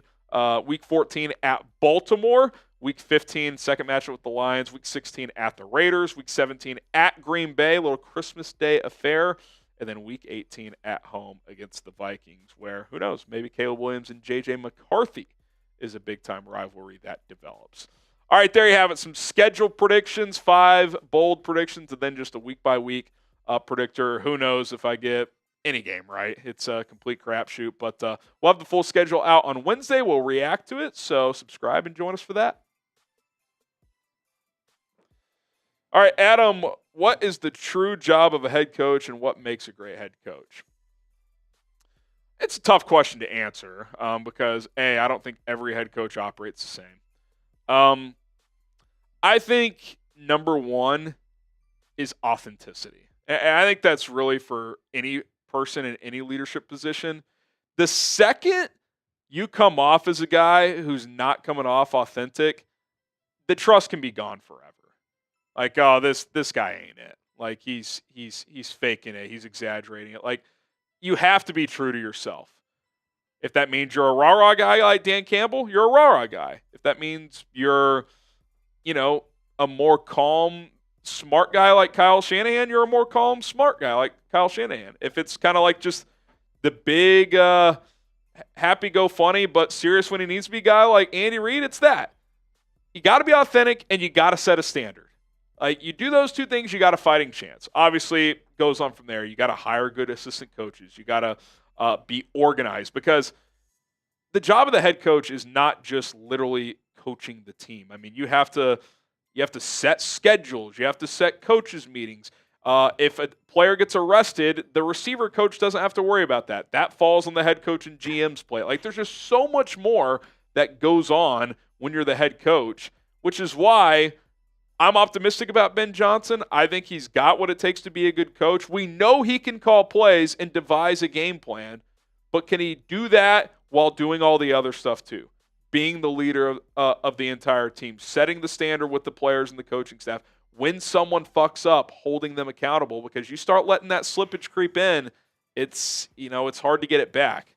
Like, I look at a guy like Mike McDaniel. I mean, after the season, he's admitting, yeah, guys would come late to practice, we would fine them, and it didn't really work. And I'm just like, that's because they don't respect you as a head coach. Like, I don't know how else to take that. I mean, if that's consistently happening, like, and you're just fining them, like, you gotta do more. So, I don't think it's like a copy paste answer, Colin. I think everyone's different, but I think like just the cliche things of like, you just gotta set a standard. You gotta have those leadership abilities, but you gotta know how to delegate too. I think sometimes first time head coaches, especially ones who call plays, when things start to get weird, like they want to take even more control. It's like, dude, you can't do it all. Like you can't sit in the defensive meetings. You can't sit in, like, you got to find people to trust. So I think that'll be something Ben Johnson has to work through, which is why hiring Dennis Allen, who's been a head coach twice and knows how to run a defense, I think that was a huge hire. Regardless of what anyone thinks of Dennis Allen as a DC, it's like, okay, you don't have to micromanage Dennis Allen. Like, he's going to be able to run the defense. So that's why I was so high on that hire. Yeah, no, I agree a lot with what you said there, Harry. I think when you're evaluating head coaches, it's kind of like once you see it, you know what it is. Like, you know when you see a good head coach. Yep. Like a truly great head coach. Yep. You can get mixed in the weeds like head coaches in the NFL is like, is this guy top 10? Is this guy really in the bottom half? Bad when you see it, like really bad, and great when you see it. Yep. Look, there's a lot of similarities that guys like Andy Reid, Sean McVay, Kyle Shanahan, even hate to say it, but Matt LaFleur, Kevin O'Connell, like there's so many Harbaughs. I mean, yeah, so many guys, and like you said, leadership, the ability to understand when to kind of assert your authority, but also when to kind of set back, how you deal with men. Again, the authentic thing, I think, is a really good point. Like, again, some people, like, they lead in different ways than others. Dan Campbell, very raw, like willing to literally probably put on shoulder pads and go out and fight for his guys versus, so maybe some intellectual guys that are, hey, I'm going to stay back, let my kind of designs and, run the game from that way. So I think, a lot of great points. It's just having the, just kind of like in any industry, just having the ability to kind of, know how to manage people beneath you, know how to obviously understand the game and like have everything buttoned up, right? So like you don't see great coaches make, consistently very many mistakes, especially when it comes to like timeouts, like clock game situation, like understanding and the importance of the little things. Like there's a lot of just characteristics that these great head coaches have that make them into who they are. But each one of them are different because of their personalities and such. So, yeah. Yeah, I mean, obviously it goes without saying, like, intelligence is a big one. Right. Like, I felt like as a head coach, Matt Eberflus just was not very intelligent. Mm-hmm. Like, he did not understand in-game just decisions. Like, he just – and some don't. That's why some guys are just coordinators. Like, I think Matt Eberflus will probably do a pretty good job in Dallas. But, I think – I think certain guys just understand it better than others. So hopefully it works out for Ben. Optimistic, but first-time head coach, it's a crapshoot. All right, mailbag time. Hashtag Bears or Super Chat. Get your questions answered on the show. Hashtag Bears or Super Chat. Fire in the chat. See, like I see the regulars, right? I see DC Viper. I see Mike Nintendo Master. Shout out to all you guys getting your questions in. I want to get some new people in the mailbag today. Come on. Don't get me wrong. Those guys, they've asked good questions. They always do. They're going to get in. I want to see somebody else ask a question that hasn't been featured on a mailbag. I want to see some new faces. I'm going to do this a quick short on this Loveland thing and then just... You want me to take you off real quick? And then... no, they can watch me. And then I'm just going to send it into Slack and see if someone can just throw it together real quick. All right.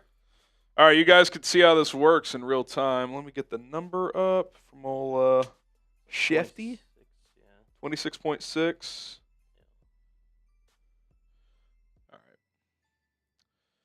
All right, Bears rookies have reported to rookie minicamp, which starts tomorrow. And Colston Loveland, the first-round pick, has already inked his rookie contract. 4-year deal, fully guaranteed, $26.6 million. Obviously, the Bears will have a fifth-year option to either exercise or decline after year 3, but that is down the road. But Chicago is already locked in their first-round pick. Rookie minicamp starts tomorrow, so congrats to Colston Loveland. Now the work begins.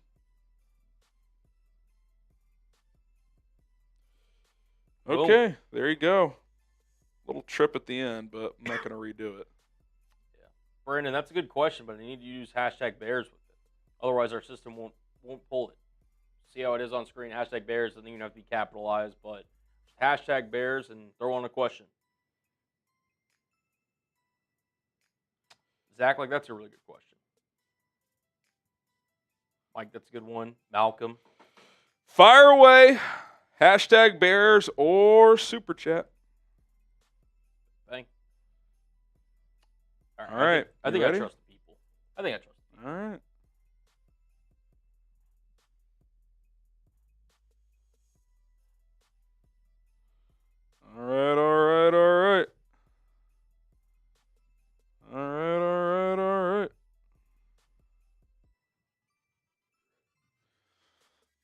All right, here we go. Mailbag time, and then we will. We also have Ruben Hippolyte, Zay Frazier, Luke Newman, and Kyle Monungai. Yep. All right. You want to make another? Hang on a second. Yeah. Hang on a second, guys. Keep putting in those hashtag Bears questions, though. Make sure we get to as many as we can during the mailbag. Excuse me. All right, gonna redo this. This is the breaking news world, baby. It is. This is how it works. So you guys can see a little behind the scenes action here. Yep. All right, Bears rookies have reported to Hallis Hall as rookie minicamp starts tomorrow. And first-round pick Colston Loveland has already signed his rookie contract. 4 years, $26.6 million, fully guaranteed. Obviously, the Bears will have the fifth-year option to either exercise or decline after year 3, but congrats to him. Also, 4 other rookies have signed as well. I got the list in front of me. Linebacker Ruben Hippolyte, cornerback Zay Frazier, offensive lineman Luke Newman, and running back Kyle Monungai. The only 2 rookie draft picks, 3 draft picks, I should say. Luther Burden III, Ozzie Trapillo, and Shamar Turner. They are the only ones yet to sign, but I would imagine that happens in the near future. Bear down.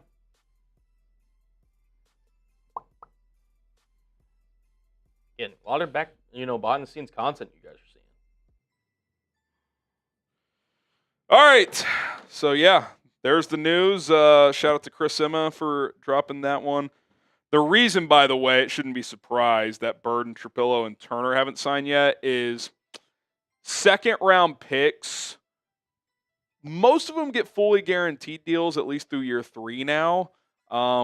Sometimes those late second-round picks, the third year is partially guaranteed. So sometimes there's a little more negotiating there. But Burden being a top 40 guy, I would imagine he gets year 3 fully guaranteed. And then we'll see on Turner and Trapillo. But those should be forthcoming. All right, let's get into it. Mailbag time coming up here on Chicago Bears Now.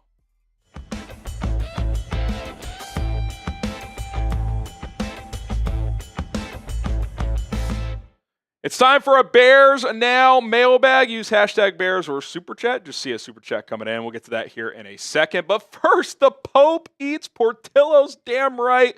He's from Chicago. Congrats. He asks, while neither will likely get moved this year, who do you think was put on more notice with the offseason additions, Cole Kmet or DJ Moore? We got this question on another video, so I wanted to throw it in here. And it's interesting because there's been some kind of crazy rhetoric out there like, oh, they could trade DJ Moore, they could trade Cole Kmet. Not right now, they're not going to. Like, that's not going to happen this offseason. I mean, could they? Sure, but that would be silly to do. That being said, with the draft picks of Colston Loveland and Luther Burden III and the way their contracts are structured, that becomes at least a possibility, I would say, starting next offseason. Let's look at DJ Moore first for a potential 2026 trade. You would save $16.5 million if you traded him at any time after this season. It would be a $12 million dead cap hit. So, notable dead cap hit. You're saving more than half of what his cap hit is set at right now, which is $28.5 million for next year. So, that's a notable number. Post June 1 trade, you'd save $24.5 million and would only eat a $4 million dead cap hit. So, again, very possible if they wanted to go that route. Now, what would lead them to doing that? Does he have a second down year in a row? Does Luther Burden show a lot? Roma Dunze take that next step? I think a lot would have to happen for them to pivot off DJ next year, but it's at least a possibility. Cole Kmet, I would say, is even more of a possibility.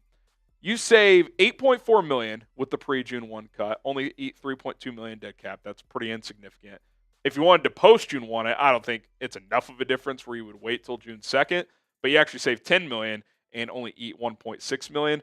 The reason that one's more likely is, well, you're not eating as much dead cap money, and B, if Colston Loveland by the end of this year is the clear tight end 1 moving forward, well, do you want your tight end 2 making $10, $11 million bucks? You could say yes or no. If you're running a lot of 12 personnel, you might be fine with it.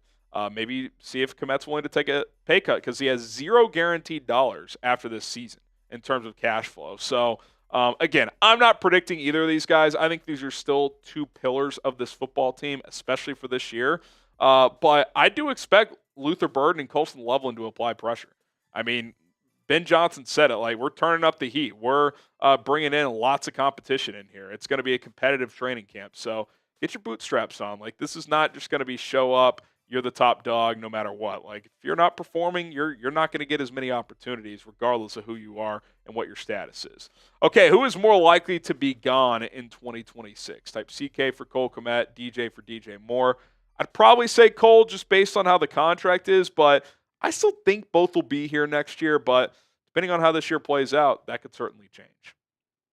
Shout out to Jealousy with the $50 super chat. We appreciate that, Jealousy. I'll be sure to get you a helmet sticker on our Bears Now Helmet Hall of Fame club. How far away are we from an ideal Dennis Allen defense? It feels like he's going to want a safety at some point. And, they didn't really add one this offseason. But Byard is going to be 33 next year. Brisker's in the final year of his rookie deal, and he's got the concussion history. I would imagine Dennis Allen is going to get his hands on a safety, whether it's a draft pick or a free agent next year. So keep an eye on that position. And then maybe you're like one edge rusher away. Could be a linebacker too. There's a chance Tremaine Edmonds is gone after this year, but I think he's got a lot to work with. I think there's a lot of bodies on that defensive line, especially at defensive tackle. Hopefully a couple of those guys can really emerge and take the next step. But I'd say you're a couple of pieces away, but I do think it's not like the cupboard's empty either. There's pieces here. Colton Stone, what is the Chicago Bears Mount Rushmore? Gosh, it's hard to cut it down to 4. Locks are obviously Walter Payton. I think you would throw Brian Urlacher on there. I personally would go Devin Hester. I know people would push back on that, special team or whatever. He's my favorite Bear of my lifetime. Like, I didn't watch Walter Payton, right? Like, he played in the 80s. I was born in 1993, so I can't claim that one. I would put him on there, but I didn't watch him. Obviously, watched a lot of Urlacher growing up. I'd have those 3 on there with Hester, admittedly, kind of just personal one. And then, you could debate a lot of guys after that. If you really wanted to. So you guys let us know in the comment section below who your Mount Rushmore of players. You would think a lot of defense, right? Just the linebackers over the years, Singletary. You could easily put Ditka up there, player and coach. That's probably the answer, if we're being honest. But, there's a lot of legends. So to cut it down to 4 is pretty difficult. Okay, we are sponsored by Rocket Money. Shout out to Rocket Money for sponsoring today's show. If you're looking to cut back on your spending and help grow your savings, download the Rocket Money app. It'll help you find and cancel your unwanted subscriptions, monitor your spending, and help lower your bills so that you can grow your savings. When it comes to spending, sometimes it's out of sight, out of mind. That daily coffee habit, those streaming subscriptions, they add up pretty fast without you even noticing. Rocket Money helps you spot those patterns so you can do something about them. Keep more money in your pocket. That is Rocket Money's goal. That should be all of our goals. You can easily create a personalized budget with the Rocket Money app with custom categories to help keep your spending on track.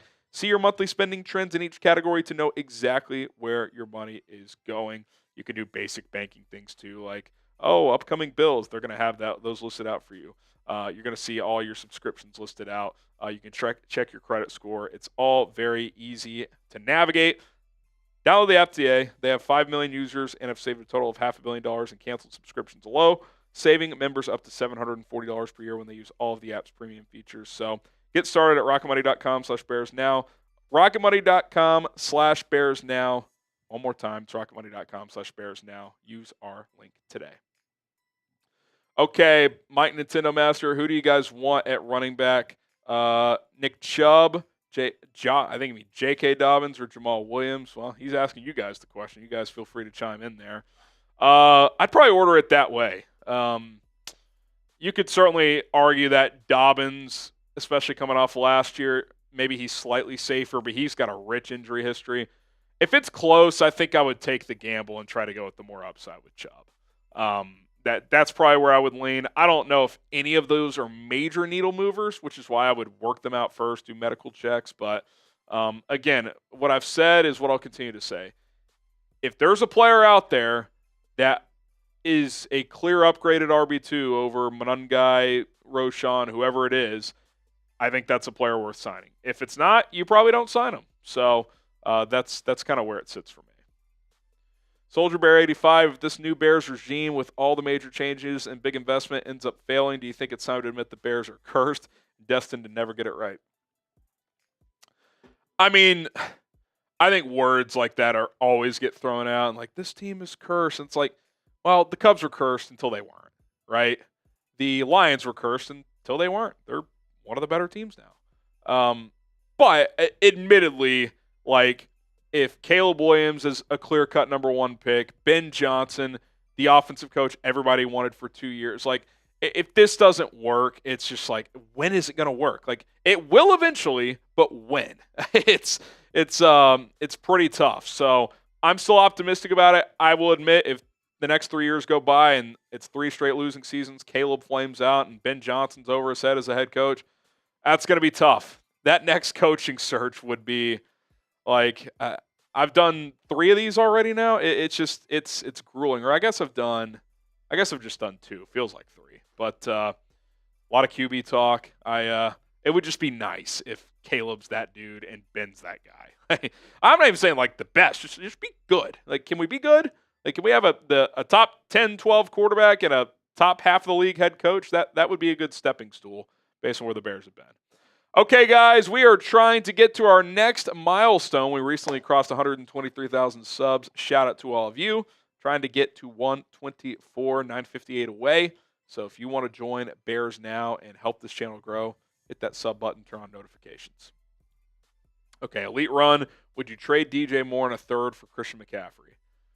I don't think so. I mean, and I love McCaffrey, but he was coming off – both his Achilles had issues last year. A lot of mileage. He costs almost $20 million per year for a running back. I kind of view Christian McCaffrey year to year at this point, the amount of injuries he's had. So, look, could Christian McCaffrey help this team if healthy more than a healthy DJ Moore? Probably, but I don't think I'm sending DJ and a day 2 pick for a running back. Like, that's pretty difficult pill to swallow if you were to do that. Lucas Ewing, who's traded first in the next few years, DJ or Cole? Similar to the question earlier. It's a good question. I think you'd get more back for DJ. Cole's contract is easier to move. I don't know. Like, what if Loveland comes in and catches 70 balls? Like if some team gave you like a 3rd round pick for Cole Kmet, would you take it? Like, you'd probably have to think about it in that scenario. So, I don't know. I want to say neither. I want to say both these guys are here long term, but it's not a guarantee based on how they've added this offseason. All right, how would you rank the NFC North teams this year? Like, going into this year, rank them 1 to 4. Bears, Lions, Packers, Vikings. How would you rank them? I'll probably do a full video on this, just like a NFC North offseason wrap-up. Maybe we'll do that after like all the OTAs and minicamp and just kind of break down the division. But how would you rank them? Let us know. Bears, Packers, Lions, Vikings. Order them for us. Okay, DC Viper, which second-year quarterback will have the best breakout year? Will Caleb be the first Bears quarterback to break 4,000 passing? I did a video on Caleb and why there's a lot of reasons to believe he will and should take off this year. I do think there's a good chance he hits 4,000, but best breakout year, I'll go Caleb because Jayden and even Bo Nix a little bit kind of already broke out as rookies, but I think they all could be good. Like, I think even if Jayden has a slightly less season, like he's gonna be pretty good in all likelihood. Bo Nix, I don't think the ceiling is as high there, but I think he can be a solid player in a Sean Payton offense for a while. I'm still high on Drake May. I'm obviously very high on Caleb. I wasn't as high on JJ coming in, but he's in a great situation. I mean, Kevin O'Connell really knows how to work with quarterbacks. They rebuilt the interior of that offensive line, arguably the best receiver in football. They've invested more in the running game, so that's a pretty good situation if you're JJ McCarthy. I liked Penix coming out. There's some long-term injury concerns there, but he can really spin the pill. I think this draft could be pretty good. If I had to guess which ones are most likely to not work out, I guess I would lean Penix and JJ, but I still think they have chances as well. Zach Fine, do you think we could be overestimating Jonah Jackson's ability to bounce back next season? It's certainly possible, right? My biggest concern, though, isn't really the player. It's, can he stay healthy? This is not a Tevin Jenkins situation, but like his game log the last few years is like 12, 13. He hasn't had a fully healthy season in a few years. So here's how I've looked at it, Zach. Joe Thuney replaces Tevin Jenkins at left guard. That is a big upgrade on the field, even though Tevin, when healthy, is good, but it's still a notable upgrade. And Thuney is extremely durable. He's missed 2 games in his entire career, I believe. And then I view Jonah Jackson, can he just be, at minimum, better than the Nate Davis, Matt Pryor situation? I thought Matt Pryor played admirably, but Jonah Jackson is a much more talented player. If he is better than that situation, then that's a win. Because I don't view Jonah Jackson having to be better than Tevin Jenkins. I view him having to be better than Nate Davis and Matt Pryor, and hopefully by a notable number because he does make a good amount of money. Brandon Caneva, what do the Bears do with Bagent? Well, he's under contract this year.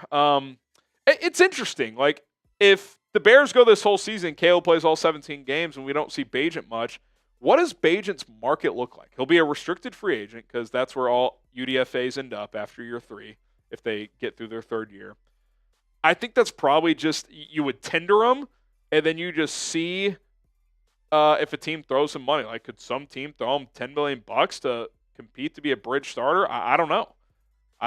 That's a tough one to project. How does Caleb play this year? If he's a little rocky up and down and they like Bagent's upside, maybe they would keep him at a decent penny just in case Caleb's not that guy. I don't know. But it really depends. I think that'll be a market decision. Like, if some team views him as, a guy who, if given the opportunity, could at least be a serviceable starter, he probably gets priced out. If not, I would like him back beyond this year. I think he's got really good backup traits, and, I kind of view him as Case Keenum type. I think he could have that type of a career where he's mostly a good backup, good teammate, reliable guy, but in a certain situation, I think he could start and have success. So kind of like Case Keenum has had at times in his career. So time will tell. Obviously, a lot of it is Caleb dependent. If Caleb really breaks out and has a good year, they're not going to overpay for Tyson Bagent to be the backup. But if there's still question marks there, then maybe they would be willing to do that.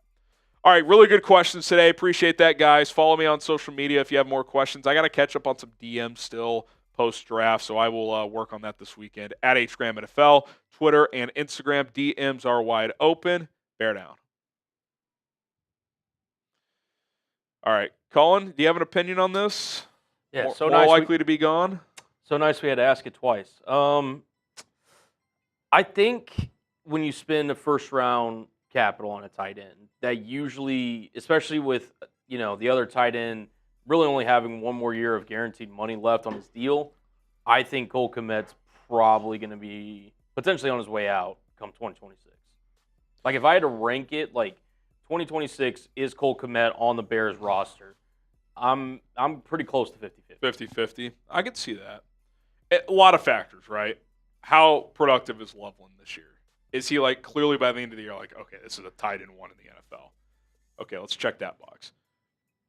Does Kmet kind of just get phased out? Let's say he does. Well, he would probably want out.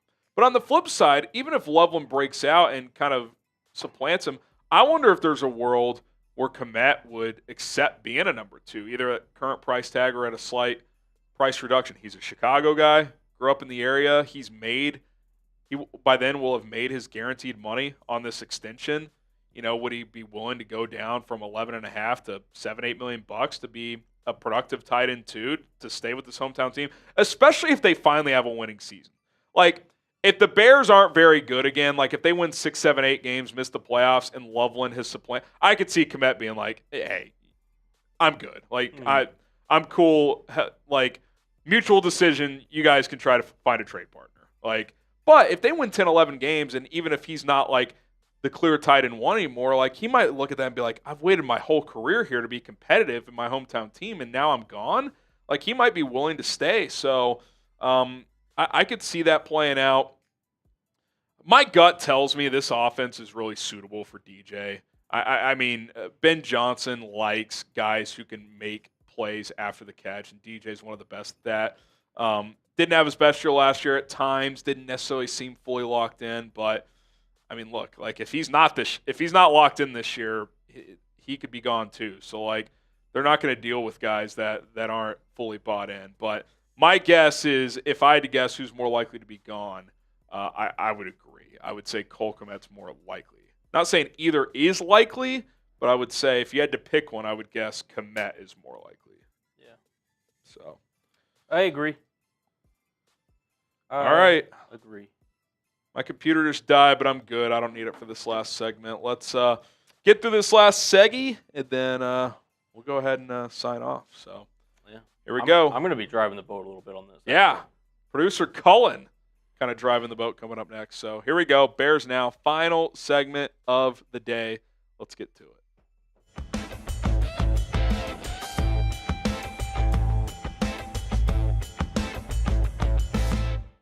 Let's play a game called Caleb Williams Versus. My name is Harrison Graham. This is Chicago Bears Now, and I'm going to bring producer Cullen into this show, and he is going to go through every starting quarterback, and in some cases projected starting quarterback for all 31 other teams, and I am going to give my reaction if I would rather have Caleb Williams or that quarterback that is being brought up by Cullen. Now, some criteria for this video. This factors in everything: age, contract, short-term, long-term, potential, like if you think he could reach it, navigating high ceiling versus high floor guys, right? Like Brock Purdy versus Caleb Williams. I think we all agree Caleb Williams has a higher ceiling, but Brock through 3 years has been better than Caleb through 1. All that stuff factors in. Where are you on your rookie contract timetable? So it all matters. It's not just for one game. It's not just for this year. It's for just in general. Everything factors in.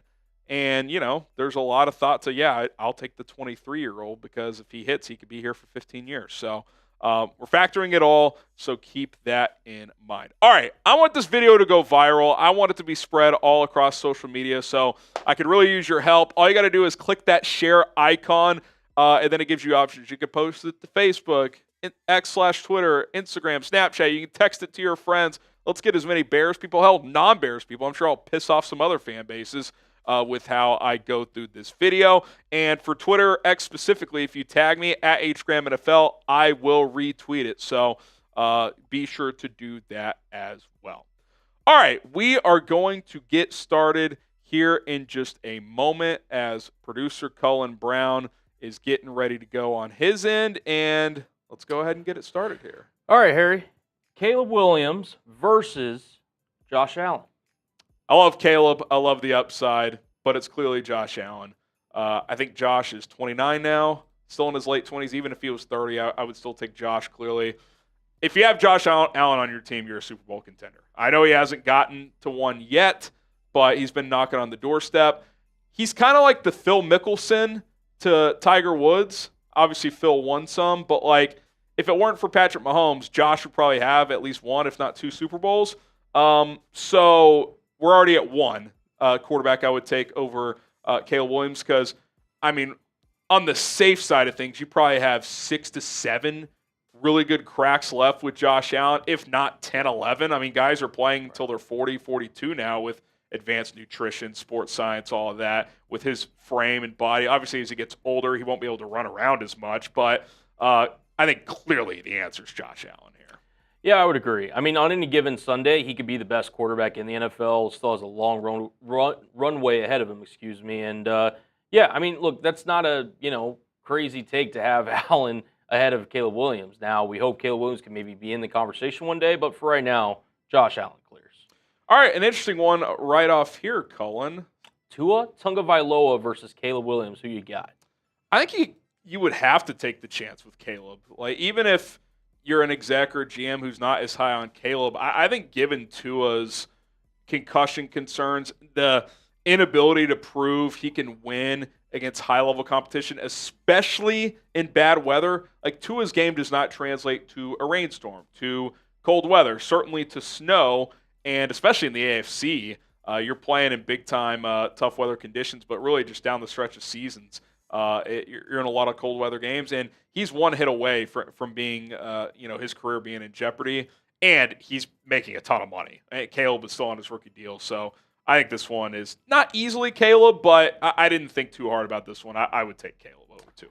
Yeah, I mean, coming off the injuries that Tua suffered in college, I mean, there was some real question marks on how he's hold up in the NFL. He's obviously gone through the concussions, as you mentioned, and look, Caleb is an unproven product at this point, but I don't think, like you said, given everything involved with the youth, the contract, the age, everything, I think Caleb Williams is a smart pick here. In my opinion, I agree with you as well. All right, Harry, an old friend of ours. Yes. Justin Fields versus Caleb Williams. Who you got? Give me Jay. I'm just kidding. It's Caleb. And I like Justin. I hope he does well. Good kid, hard worker, all that stuff. But until proven otherwise, there's clear limitations there as a passer. He takes unnecessary hits as a runner. Has had some minor injuries early on in his career because of it. Wish him well. Pretty easy decision here. Caleb, I think, has already surpassed him as just a pocket quarterback, and that is, he still has a long way to go there, and he's already surpassed him there. I think it's a pretty easy call, Caleb Williams. All right, the first of quarterbacks that were in Caleb Williams' draft class, we're going to go with Drake May versus Caleb Williams. Yeah, if you guys remember, my QB2 coming out was Drake. I liked him over Jayden Daniels. Now, through 1 year, you would take Jayden over all of them. We'll get to Jayden here in a little bit, but I'm still a big Drake May guy. But I had Caleb ahead of him, and there was nothing last year that either guy did that would change that for me. Drake, like Caleb, had his moments, didn't play as much ball because obviously they trotted out Jacoby Brissett for 5 or 6 games, whatever it was. So I think Drake played 10, 11 games. Caleb played all 17. Both had moments. Both had rookie moments. I think both have bright futures. I would still go Caleb, though. I liked him more coming out, and that has not changed for me through one season. Yeah, too early to change any pre-draft assumptions on these two. Again, had some moments like you said, but ultimately, I mean, both are looking to really take that next step going into year 2. So if you're a Caleb guy, you're going to probably continue to be a Caleb guy. If you're a Drake May guy, you're probably still a Drake May guy. And it'll be really interesting to see how both of them fare here in 2025. Yeah, and I think both had, Caleb had better, skill weaponry as a rookie, but both had less than ideal coaching circumstances, and now both have better situations. So we'll see how it goes moving forward. All right, next one. Again, another heavyweight. We got Lamar Jackson versus Caleb Williams. Yeah, into the AFC North now. It's Lamar. You do wonder a little bit, how does his game age as such a runner? But I do think he's improved a ton as a passer as well, especially with Todd Monk in the last couple of years. I thought last year was the best year of his career. To be honest, he played better in the playoffs last year too. That's really the next step for him is, can he break through? Can he get to another AFC title game? Can he get to a Super Bowl? But Lamar is one of the 3 best players on the planet. I would still take Lamar. I don't know if he ages and plays into his late 30s, early 40s as well as like a Josh Allen, but I still think you got, 4 or 5 years on the low end and probably more realistically like 6, 7, 8 on the high end of at least good play with Lamar. He's very, very good. Even if he falls down a tier, he'll still be a top 10 guy. So I would still take him over Caleb right now. Yeah, I think you said it best. Lamar Jackson really doesn't have a kind of, predetermined, like, this is kind of how his path looks like because he's such a unique, dynamic player. And again, being able to be this athletic, I mean, he's broken a lot of barriers for quarterbacks that are similar kind of rushing style, but also can be that dual threat playmaking type. Again, Lamar Jackson, multiple-time league MVP. No one's going to blame you if you have Lamar Jackson over Caleb Williams. He's been very durable, too. Like, I mean, the one guy you would point to, although he's become a much better passer than him, was Mike Vick. Vick got hurt all the time. Right. He couldn't stay healthy. Lamar does a good job of avoiding major hits, running out of bounds, sliding. So I think his career will age better. Will it age tremendously? There will probably be some challenges there, but I think he's become a good enough pocket quarterback. Even when some of that goes away, he'll still be really effective. Agreed. All right, next one. And again, this is assuming that he signs with Pittsburgh. We've got Caleb Williams versus Aaron Rodgers. Yeah, Aaron Rodgers, a player Caleb looked up to a lot from a playing standpoint, growing up. Some similarities in their games. You would take Caleb here. I mean, and Rodgers, even if he plays 2 more years, I don't think he's at a level anymore where even in a perfect situation he could take you to a Super Bowl. So just on age alone, you would take Caleb. Obviously, Rodgers, Hall of Fame career, all that. No one's disputing that. But you would take Caleb Williams in this scenario pretty easily. Like, I don't think – I mean, I would take even like – I might even take like Bryce Young over Aaron Rodgers just on the chance that still works out because he's so young compared to Aaron. So we'll see if Rodgers signs with Pittsburgh and ends up coming to Soldier Field this year to play Caleb. That would be fascinating, but pretty easy call here just on age alone. Yeah, not too much discussion here. I mean, look, Caleb, we still, if you're a fan of him, believe he's a generational talent. Rodgers, again, had some great moments in the league, but he's, like you said, north of 40 years old. I mean, there's really no much discussion needed to be had here. It's Caleb Williams. All right, let's bring back an old motto. It's been a couple years. FAR in the chat. F Aaron Rodgers. I hope we get to do that chant against the Steelers this season. So the OGs know. It's always been FGB, but it's also been FAR. Absolutely. All right, Harry, another heavyweight. Caleb Williams versus Joe Burrow. Yeah, it's Joe Cool. He does have some injury concerns. He's, it's kind of interesting. Lamar and Josh are true dual threats, but Burrow's had much bigger injury issues than those two. He had the wrist thing a year ago. He had, obviously, the torn ACL earlier in his career. He's had multiple different things, so that's not nothing, but when this guy's healthy, he's, last year's one of the most wasted seasons in NFL history. I mean, it really is. He played at an MVP level, so tremendous. You could make an argument he's the best pure pocket guy in the NFL these days. Obviously, Mahomes, Josh, Lamar, with their ability to move and stronger arms, they can do more, but Joe's ability to just stand in there and deliver the football is about as good as it gets. So you would certainly still take him over Caleb Williams, even though there's been some injury concerns. He's still pretty young. He's in his late 20s, so yeah. Yeah, agreed. Again, Joe Burrow's not going to wow you with elite physical traits. He's going to wow you with, again, ball placement, ability to command an offense. And again, the guy just produces, as you mentioned. He could have easily been in the MVP conversation had the Bengals had a better year last year. Again, hope Caleb can get to this level one day, but I mean, this is, one of the 4 best quarterbacks in the NFL, in my opinion. So, yeah. Burrow's the pick. All right. Some guys, some people call this dude elite. It's Joe Flacco versus Caleb Williams. Who do you got here? Yeah, whether it's Joe Flacco, Kenny Pickett, Dylan Gabriel, Shedeur Sanders, certainly Deshaun Watson, the answer's not going to change. It's Caleb Williams. Certainly intrigued to see how the Gabriel-Shedeur dynamic goes moving forward. Even if Shedeur hits and becomes a good player there, he just does not have the physical characteristics that Caleb has as a talent. So pretty easy call here. Might be the easiest one of the show. It's Caleb Williams.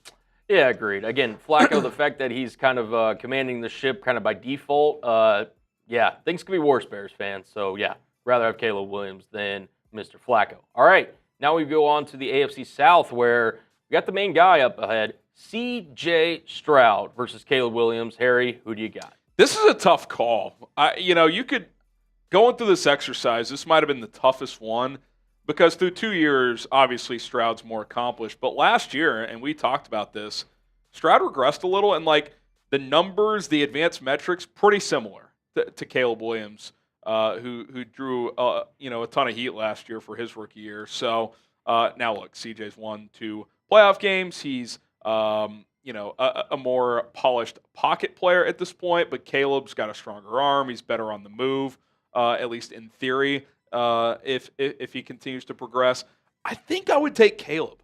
I just like his talent better. Had Stroud built off that rookie year and took another step forward, Cullen, you'd have to go Stroud. But at best, he stayed in neutral last year, and I would say he went backwards a little bit. Now, their O-line was a disastrous situation as well, so I'm not out on CJ at all. I think he's a really good player. I think I would take the swing with Caleb, though, even though CJ certainly has proven more up to this point. Yeah, I remember that. Early, I think it was week 2 game between the Texans and the Bears, where again C.J. Stroud kind of just found a way to win against an offense in the Bears that really wasn't up to par. Shout out to Shane Waldron, but yeah, C.J. Stroud definitely had an up and down year. And look, I mean, if he gets anything back to that rookie campaign, elevated wise, I mean, you're looking at arguably top 5 quarterback in the league. So yeah, I mean, he didn't have that year. He had a year that he regressed. So again, I don't mind taking Caleb here, but it's certainly worth a discussion. This was one of those ones where I definitely was curious to see where you went. Yeah, it's interesting because had CJ's seasons been flipped, like if last year was his rookie year and the year before was his second year, I probably would have gone CJ because it's like, okay, up and down rookie year, big second year, right? Like played like a top 7 quarterback in year 2. But he played like a top 7 quarterback in year 1, and then he played like a middle of the pack starter in year 2. So jury's still a little bit out there. I'm high on both these guys. But if it's close, I'm going to take the guy who's got higher ceiling, and he's 1 year fewer into his rookie contract, which plays a role as well. A year from now, the Texans may have to make a decision on CJ. So we'll see how it goes, obviously. That it could. All right. Battle of former number 1 overall picks. We got Caleb Williams versus Trevor Lawrence. Who you got? This is actually pretty easy. It's Caleb. Caleb's up and down rookie year is probably still Trevor's second best year of his career. I mean, Trevor's had 1 good year in 5. He's kind of just an average player. Like it just is what it is, and he's making $55 million a year. Like that's the big kicker. It's like, okay, I still think more can happen with Trevor. Like I'm not completely like he sucks. But I don't think it would. I think we would all agree it would be relatively surprising if he became a top 5 guy at this point. I think if you're in that Jags building, you're like, okay, can this guy be a top 10 to 12 quarterback year in and year out? Like that would probably be a win at this point. So I'll take Caleb. The contract plays a big factor, but also Trevor has played about a year and a half of good ball in 5 seasons, and quietly, Colin, the last 2 years he's been pretty dinged up too. So. That plays a role as well. Yeah, I mean, Trevor Lawrence's stock is so low, like you almost feel like you have to take it if you ever believed in his potential. But again, they drafted Travis Hunter, they hired Liam Cohen as the OC, but like you said, the contract alone is enough for me to kind of steer away from that situation in favor of Caleb. It'll be really interesting to see if the Jaguars are kind of able to get on track and kind of build a successful offense going forward as they weren't with Doug Peterson, but. Yeah, Caleb Williams, Ben Johnson, I'd much rather that combination. I'd probably take Trevor over Tua, for example, even though Tua's been better. But with the injury situation in Tua, and I still think there is more upside there with Trevor. We just haven't seen it often enough. So when it's Caleb versus Trevor, I'll take Caleb. All right. Caleb Williams versus a 2024 opponent of his, let's say one of the worst games we watched last year. Caleb Williams versus Anthony Richardson. Who do you got? I mean, Anthony Richardson was lobbing passes to Bears defensive backs. Look, he's got so long to go. You could argue he's the worst starter in the NFL. He may not even win the starting job. It could be Daniel Jones. It's Caleb. He showed more in 1 year than Richardson has in 2. Obviously, Richardson's a intriguing talent in terms of his size, arm strength, mobility, but he is just not close when it comes to being a guy who can sit in there and deliver the football. So pretty easy one here. Yeah, at least with Trevor, you can point to really good football that's been played, whereas Anthony Richardson, I mean, he's missing layups. I mean, there's multiple games that we can point to where he hasn't even completed 50% of his passes. So he's sub 50% for his career. I mean, it's truly unbelievable. So no question here. Give me Caleb Williams. All right, now again, another number 1 overall pick battle, but this one is between the newest number 1 overall pick, Cam Ward, versus Caleb Williams. That's a fun one. The answer's Caleb, but there's a world where it could be Cam Ward. The reason I sit on this one is, one, I think Cam Ward is kind of just Diet Pepsi Caleb as a prospect. There are similarities there. Caleb's he's a little thicker than Cam. His arm's a little livelier than Cam. I think coming out of college, he was a little more accurate than Cam. I think if you put Cam Ward in that, if he played like he did this year in last year's QB draft, he probably would have been QB4, QB5. I don't think he goes ahead of Caleb Drake or Jayden Daniels. I like Cam Ward. I think he's got a chance to be really good, but I think the Caleb talent is still at another tier at this point. Yeah, no, listen, I completely agree with you. Cam Ward's a really interesting talent. He can obviously create with his legs, similar to Caleb. Again, like you said, he's got the ability to throw off platform. Does have a little bit of haywire gene in him where he can kind of get a little reckless with the football. So I would take Caleb Williams in this regard. Like you said, it's kind of based on your pre-draft forefront thoughts where, again, I still think Caleb can reach a really high level of football, and Cam can be, a productive player in this league, maybe even flirting with top 10, but I think Caleb Williams has the potential to even be even better. I'll roll with Caleb Williams as well. Yep. All right, moving on to the AFC West now, where, of course, it's going to be Caleb Williams versus Patrick Mahomes. Who you got, Harry? Yeah, the almost unfair comparisons for Caleb coming out were Patrick Mahomes. It's obviously Mahomes. Don't really need to dive too far into it. 3-time Super Bowl champ. He's already, I think, a top 5 quarterback of all time if he doesn't play another down. If he's on your team, you feel like you can win every game. So, yeah, pretty easy. Yeah, I mean, it's really you're picking hairs at the guys that are legends of the game, whether it's Brady, Manning, Montana, Mahomes. I mean, you could really make the argument he's on the Mount Rushmore already. And he's still only 30. Yeah. I mean, he's probably got another 8-10 years. So, yeah, not really a discussion there. Again, we'll take Patrick Mahomes. Moving on to another quarterback in the AFC West, we'll go with Justin Herbert. Yeah, Herbert's polarizing. I'm still a Herbert guy. I know he's 0-2 in the playoffs. He just put up a clunker against Houston. I mean, it was kind of embarrassing, to be honest. But I would still take Herbert. 6'5", rocket arm. I know he's been paid, so maybe that makes it a little closer. But while we saw good flashes from Caleb last year, I mean, this is a 5-year resume with Herbert. Like, say what you want about the guy, even if you're down on him, you would acknowledge he's still a very good player. I'm just betting on him and Harbaugh as a pairing. I just think that's going to work. But pressure's on now. Like, it's like, okay, man, like you've put up big numbers, but you can't be laying to get outplayed that significantly by C.J. Stroud when he was far better than Stroud last year. Like, that's a pretty bad performance. So pressure's on him, but it'd be a little silly for me to say, oh, Caleb over Herbert at this point. I can't go that far. Yeah, I mean, Herbert has all the talent in the world to be in the discussion with, Allen, Mahomes, Burrow, Lamar, name your quarterback. But again, it's just getting down that consistency. And I think you made a great point with the connection with Harbaugh, the fact that they're investing in the run game. They just drafted Omarion Hampton, Lad McConkey. They're investing in the receivers as well. Trey Harris as well from Ole Miss. So, I mean, it's going to be interesting to see, again, how he develops over the course of his career. But he has the structure around him, which you haven't always been able to say about the Chargers. And look, for right now, you go with Herbert. But again, something to keep your eye on for sure. All right, another draft classmate of Caleb Williams. We're going to go with Bo Nix. Harry, who you got?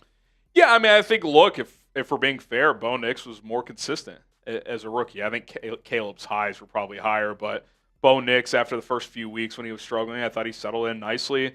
I think having Sean Payton compared to Shane Waldron helps a lot, but I don't think we should take anything away from Bo Nix, but I still think, like, Nix's floor is probably higher. I still think there's a pretty wide gap in the ceiling, so 1 year in, I'll take Caleb. Now, if Nix takes a step forward and Caleb doesn't, you would probably change that answer a year from now, but right now, I would still bet on the upside of Caleb Williams. Now he's got a stable offensive mind.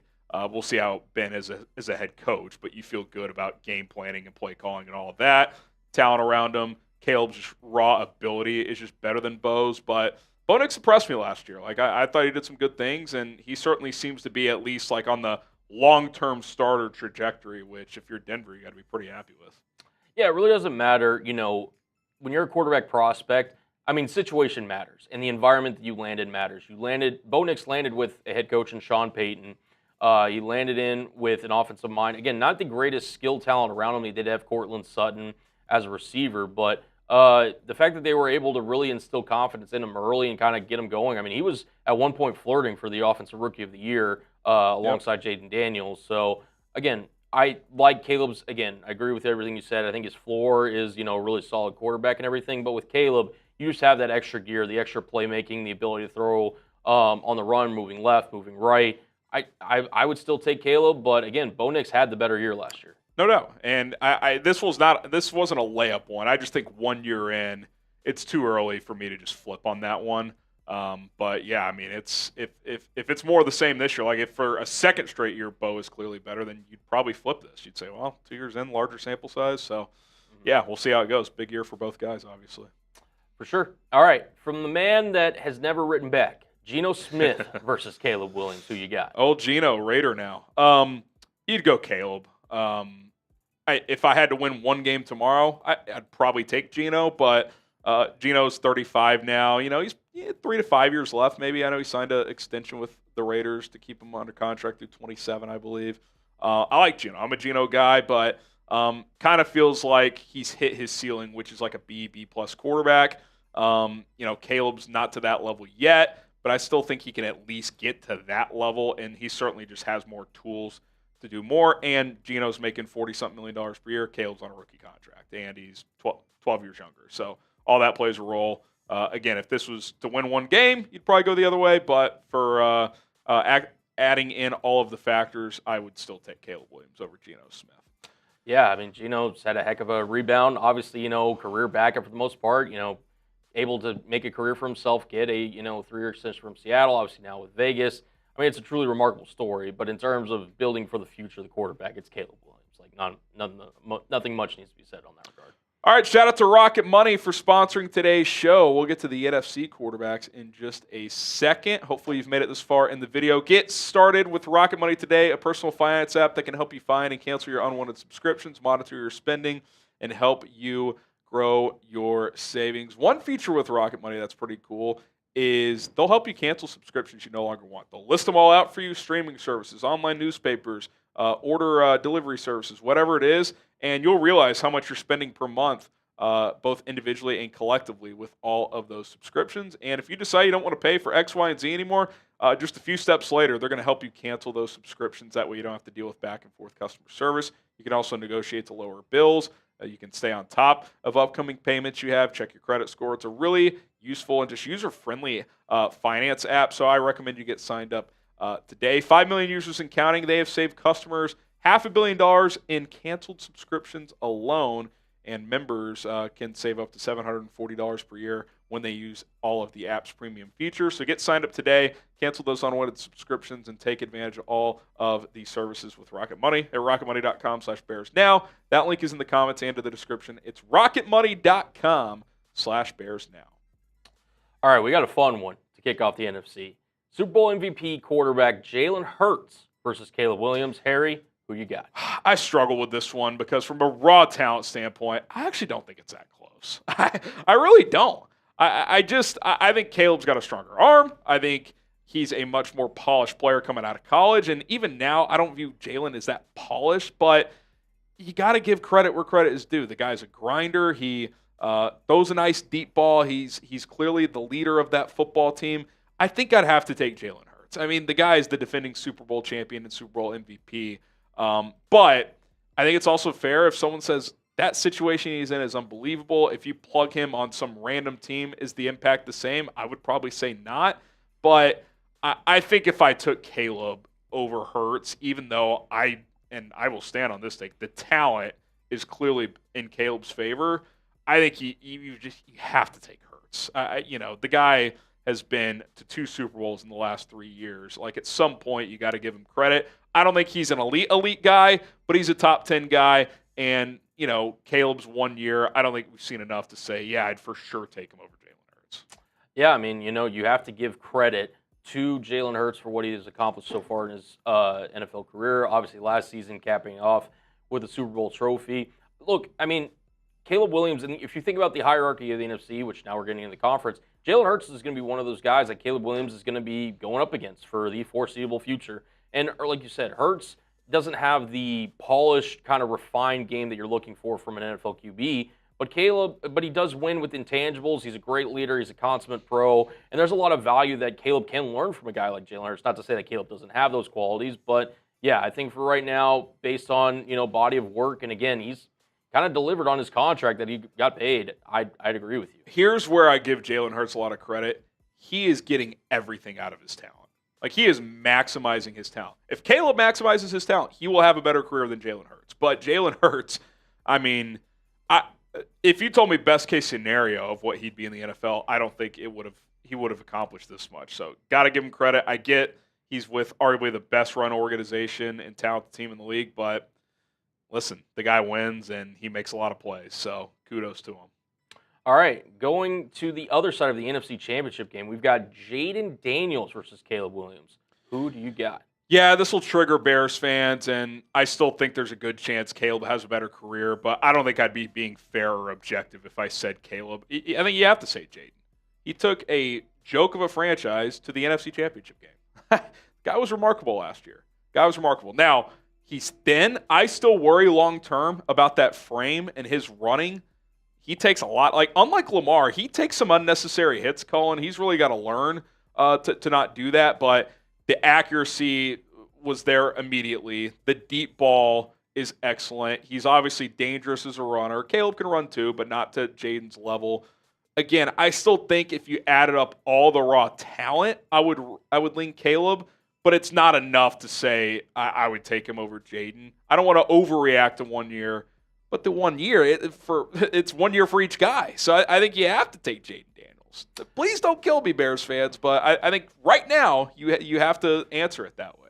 Yeah, based on what we've seen. Again, you could have your kind of preconceived notions about it, but Jayden Daniels was the best rookie quarterback in the class last year based on performance. And, he's better than a lot of veterans that came in. Now, again, the system kind of suited him. They kind of had a vision for him whenever he was drafted to Washington. It's a big reason that they drafted him over a guy like Drake May and some others. Again, the story's not over, but if if you were asking today, which one do you prefer, Jayden Daniels has had the more impressive resume. It's not even a question. Now, will it stay that way? We'll wait and see. Now, Caleb's got his guy in Ben Johnson. But yeah, Jayden Daniels, no one could have saw in that year that they had last year coming. Yeah, look, they won a bunch of close games. He was tremendous on fourth down. Some of those tend to even out over time. So it wouldn't shock me if he kind of had a slight regression, kind of like C.J. Stroud. But if we're being fair, I think you have to answer it this way through one season. Now, who's going to have the better career?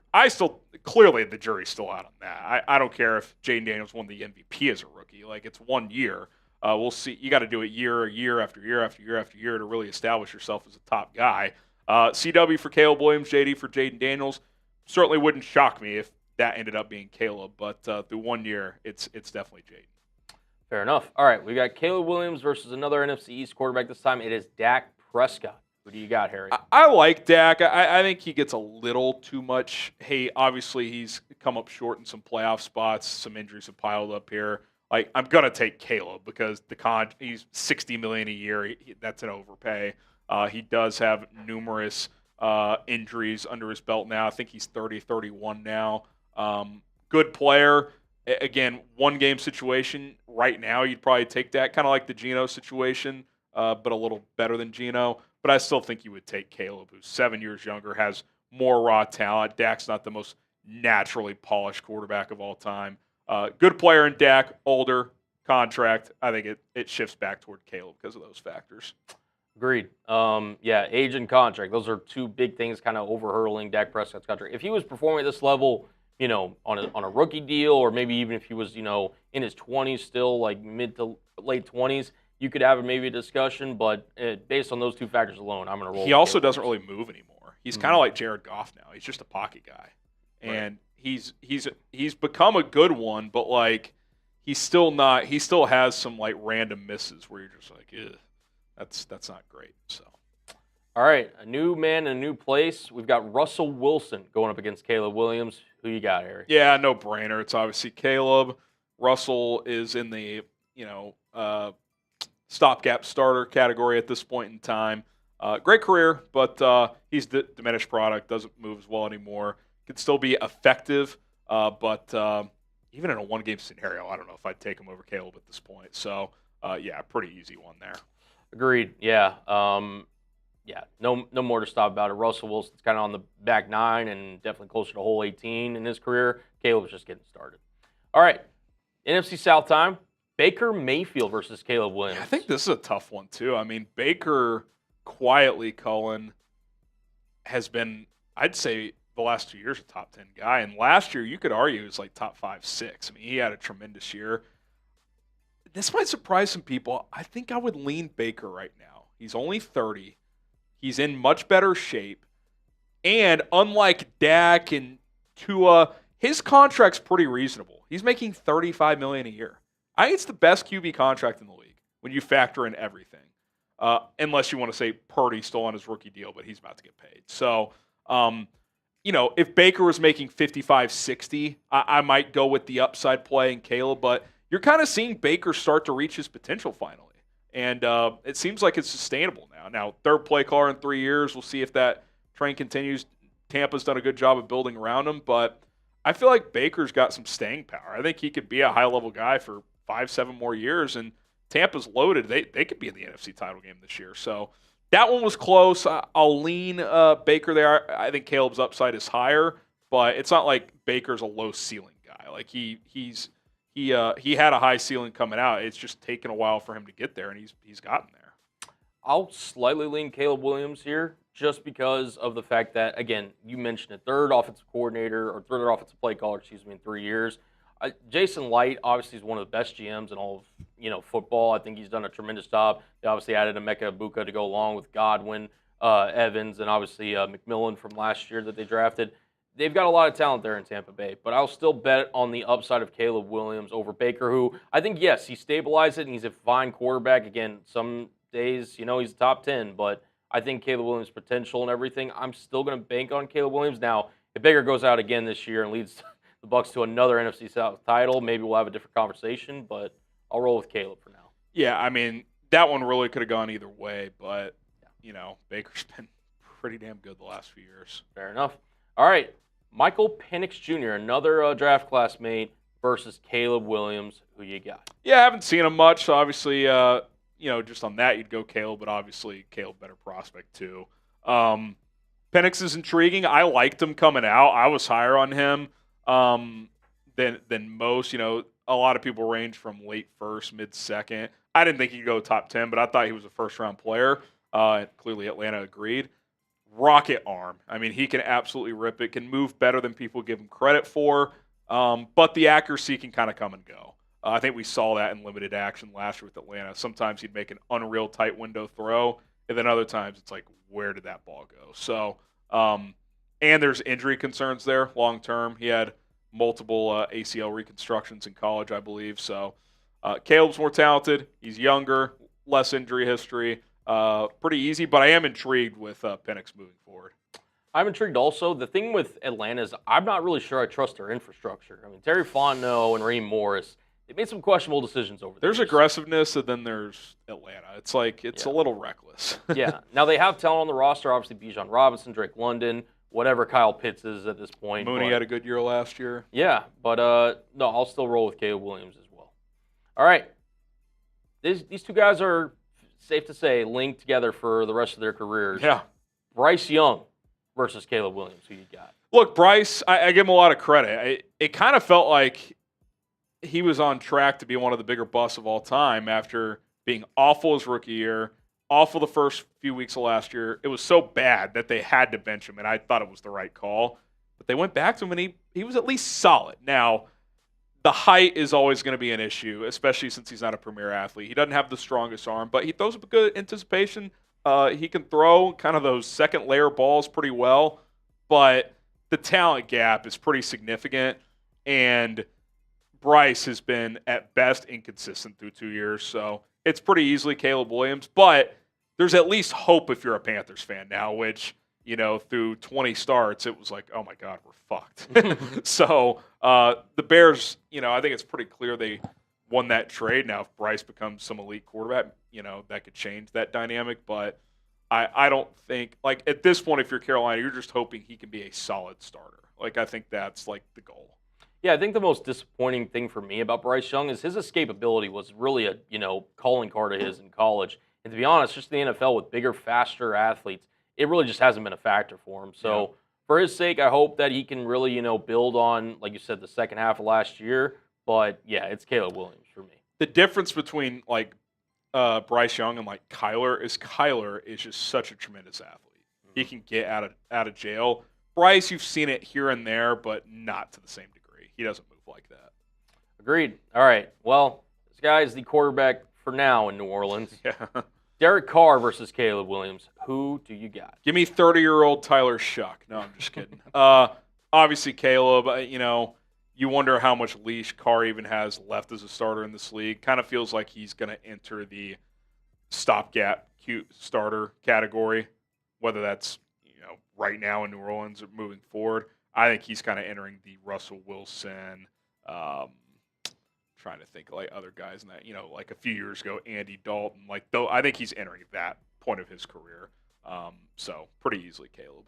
Yeah, if Rodgers retires, don't be surprised if either Kirk Cousins or Derek Carr is quarterbacking the Steelers. I think that could be an interesting angle. So post-June 1 trade for Carr is a possibility. So keep it there we go. that. Yeah, Caleb Williams easily on that one. All right, moving to the NFC West now, where we've got Matthew Stafford versus Caleb Williams. Who do you got? This one's intriguing because no one on the planet would take Caleb over Stafford today, obviously. But Stafford's 37. He's year to year at this point. Now, it's not a Rodgers situation where Rodgers is year to year, but he's also clearly diminished. Like, Stafford is still at or near his peak. But if you tell me at most he's got 3 years, but really probably like 2, I think you would take the swing with Caleb. Now, if you're a Rams fan, I think you would take Stafford because you're saying, okay, we feel like in a 2 or 3 year window, there's a decent chance we could win another Super Bowl, which with Caleb, that's a complete unknown. But I think I would lean Caleb still. If he was 34, I'd probably go Stafford, but he's 37. It sounded like he kind of flirted with retirement this year. So when you start entering that realm, you're year to year at that point. So my guess is he plays 2 years more in LA, and that's not enough of a runway for me to not take the uber talented first overall pick from last year. Completely agree. Stafford, I still think, like you said, he's got a couple of years ahead of him, but the runway with Caleb, I mean, it's just, you hope that he could be, this guy 10, 15, 20 years down the line, quarterbacking, but even if you think that he's just, whatever, it's more than enough reason to take Williams over Stafford at this point in their respective careers. Yeah. All right, Kyler Murray. This one could be interesting depending on how he plays this year, but right now, who do you got? For me, it's Caleb because I'm a little concerned how Kyler ages. Like I now like Baker more than Kyler, which I would not have said even just a year ago, especially a few years ago, because the way Baker can consistently deliver from the pocket now, it's like that can age well. Once Kyler loses the elite athletic traits, which, listen, that may not happen for a while, but like once he does, he's not going to be consistently able to win from the pocket. Not because he can't throw an accurate ball from the pocket, but at that size, you cannot consistently target the middle of the field. It's just impossible because the people blocking in front of you and the people on the defensive line on the small end are 4 to 6 inches taller than you, and in some cases 8 to 10 inches taller than you. So, I don't know how much longer Kyler can be at the top of his game. And on top of all of that, it's not like he's been one of the best players in the league. He's been a good starter. So I think it's actually a pretty easy one here. I would go with Caleb because, I don't know, I kind of view him as just in some ways a taller Kyler who has better ability in theory from the pocket. Like, I just don't. I worry about Kyler progressing. Don't be shocked. I'll throw this out there. If they don't make the playoffs and Kyler's up and down, I could see Arizona trading him next year. His contract becomes tradable, and he's the type of player, the way he plays, Colin, he loses value by the year just because it's unclear how long he can play with his playing style. Yeah, no, I mean, it's an interesting thing because I think on any given Sunday, Kyler's a top 10 quarterback. But again, For sure. the time's ticking on athletic quarterbacks when you get there up there in age. And Kyler's sneakily like a multi-year veteran, like approaching 30 quickly. Well, especially when you're 5'9". Exactly. Like, it's one thing if you're Josh Allen and, okay, at 36, he's not going to be able to run guys over and do this and that. Right. But he's still going to be 6'5", 230 and with a rocket arm. Like, right. Kyler's not going to be that. It's fair. So, no, yeah, I agree with Caleb Williams. All right. Former Minnesota Viking, now turned Seattle Seahawk, the one-hit wonder, maybe. We'll see. Yeah. Sam Darnold versus Caleb Williams. Look, if last year was Darnold's rookie year, or hell, even third year, I think you'd probably say Darnold because he had that good of a year. But we've seen 6 bad years of Sam Darnold and 1 good one. And even in the 1 good one, he flamed out late. So I think the answer is pretty clearly Caleb Williams here. That is not to say that Darnold and your Seahawks can't work out well, but yeah, it's the answer is Caleb. Yeah, I think the conversation, first of all, the answer is clearly Caleb, but second of all, the question really more or less for Darnold is, can he be anywhere close to where he was with, under Kevin O'Connell, with Justin Jefferson, with Jordan Addison, that kind of level? To me, it's Caleb, and it's not even really close. All right, guys, I gotta pause this real quick. Hannah's called me 3 times. Hey, what's up? At your parents' house? Oh, you didn't tell me that. Okay. Oh. Okay, that was not assumed. I'm wrapping up. Okay, I'll go get them. All right, bye-bye. Childcare problems. Okay, let's sprint. We just got the NFC North left. Yeah, right? We got Brock Purdy, and then there we go. Brock Purdy versus Caleb Williams. Yeah, just do a little 3-2-1, and then we'll pick it up. Fair enough. All right, 3, 2, 1. All right, Caleb Williams, Brock Purdy. Who do you got? Okay, I'm gonna go Caleb. Had Purdy built off his first 2 years and continued at that level, I might have leaned Purdy. But his physical characteristics concern me, A, when the weather turns, and B, when he starts making top-tier money. And it sounds like he's going to be. Now, literally today, he makes no money. So if you're basing it off that, you could lean Purdy because he actually makes less than Caleb Williams right now.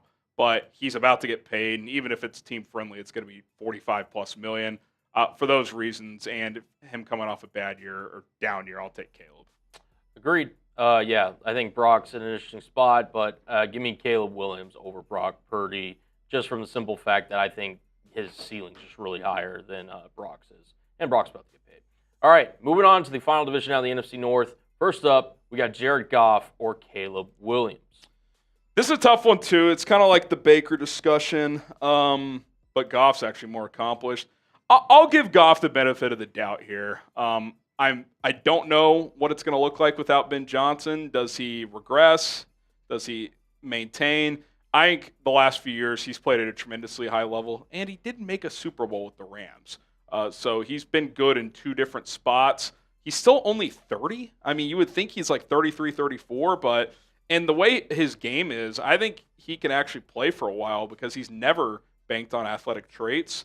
So I'll give Goff the benefit. Caleb's more talented. The upside's higher. It wouldn't shock me if this year he had a better year than Goff. But at this exact moment, I'll still lean on Goff, who's been pretty consistently a top 10 guy for most of his career in the last couple years, top 6 or 7.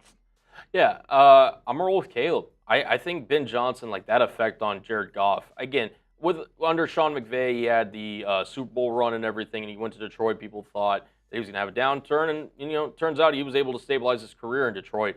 I think going from Ben Johnson to what he's going to have now there in Detroit, he's still got all the weapons and everything, but I'm gonna roll with Caleb Williams. Again, Goff's not getting any younger. He's not as mobile. Again, throws a beautiful ball over the middle, but I'll roll with Caleb Williams on this one. All right, I love it.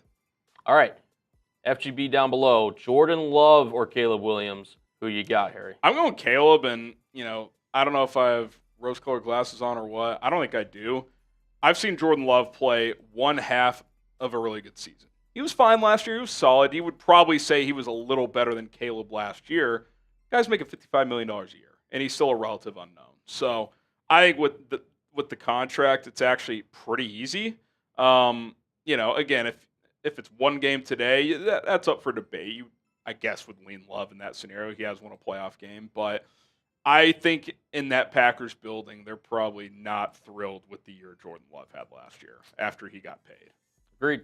All right, final one, and again, another classmate of Caleb, the new starter for the Minnesota Vikings, J.J. McCarthy. Harry, who you got? It's got to be Caleb. They're on the same timeline, both year two, except for one guy has played, even though it was up and down. He's seen a lot of NFL ball now.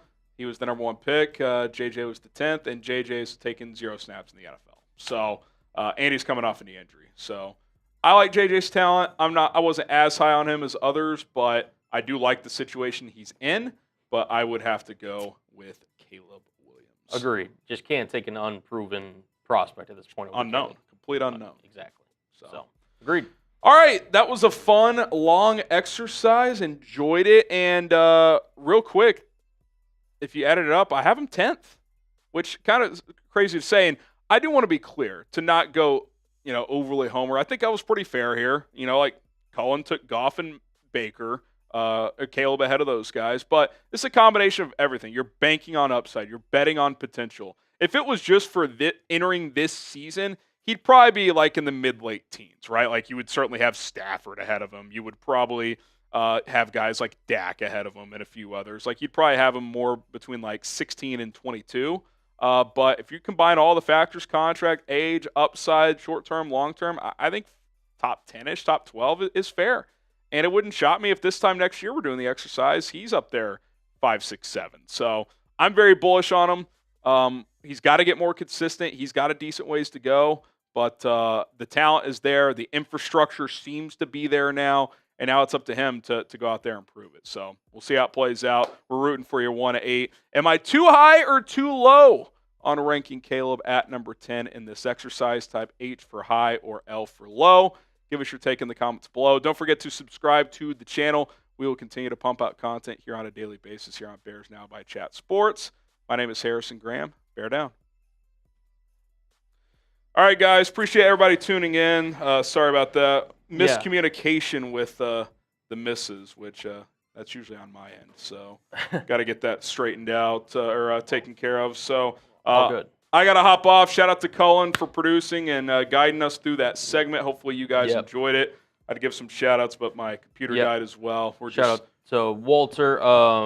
I know he was chatting for the whole thing. I don't know. You know me. Since Bears lost 2 was because of poor coaching. Caleb Williams. That was a $2 super that he sent in. Oh, appreciate that. But yeah, appreciate it, guys. Again, that was a long segment. So if you stayed through for that, you guys are absolute real ones. We'll get that up on the channel soon. Harry's got to run. I got to make these cuts. Appreciate it as always, guys. Bear down. I'll be back in the studio tomorrow for more content. See you then.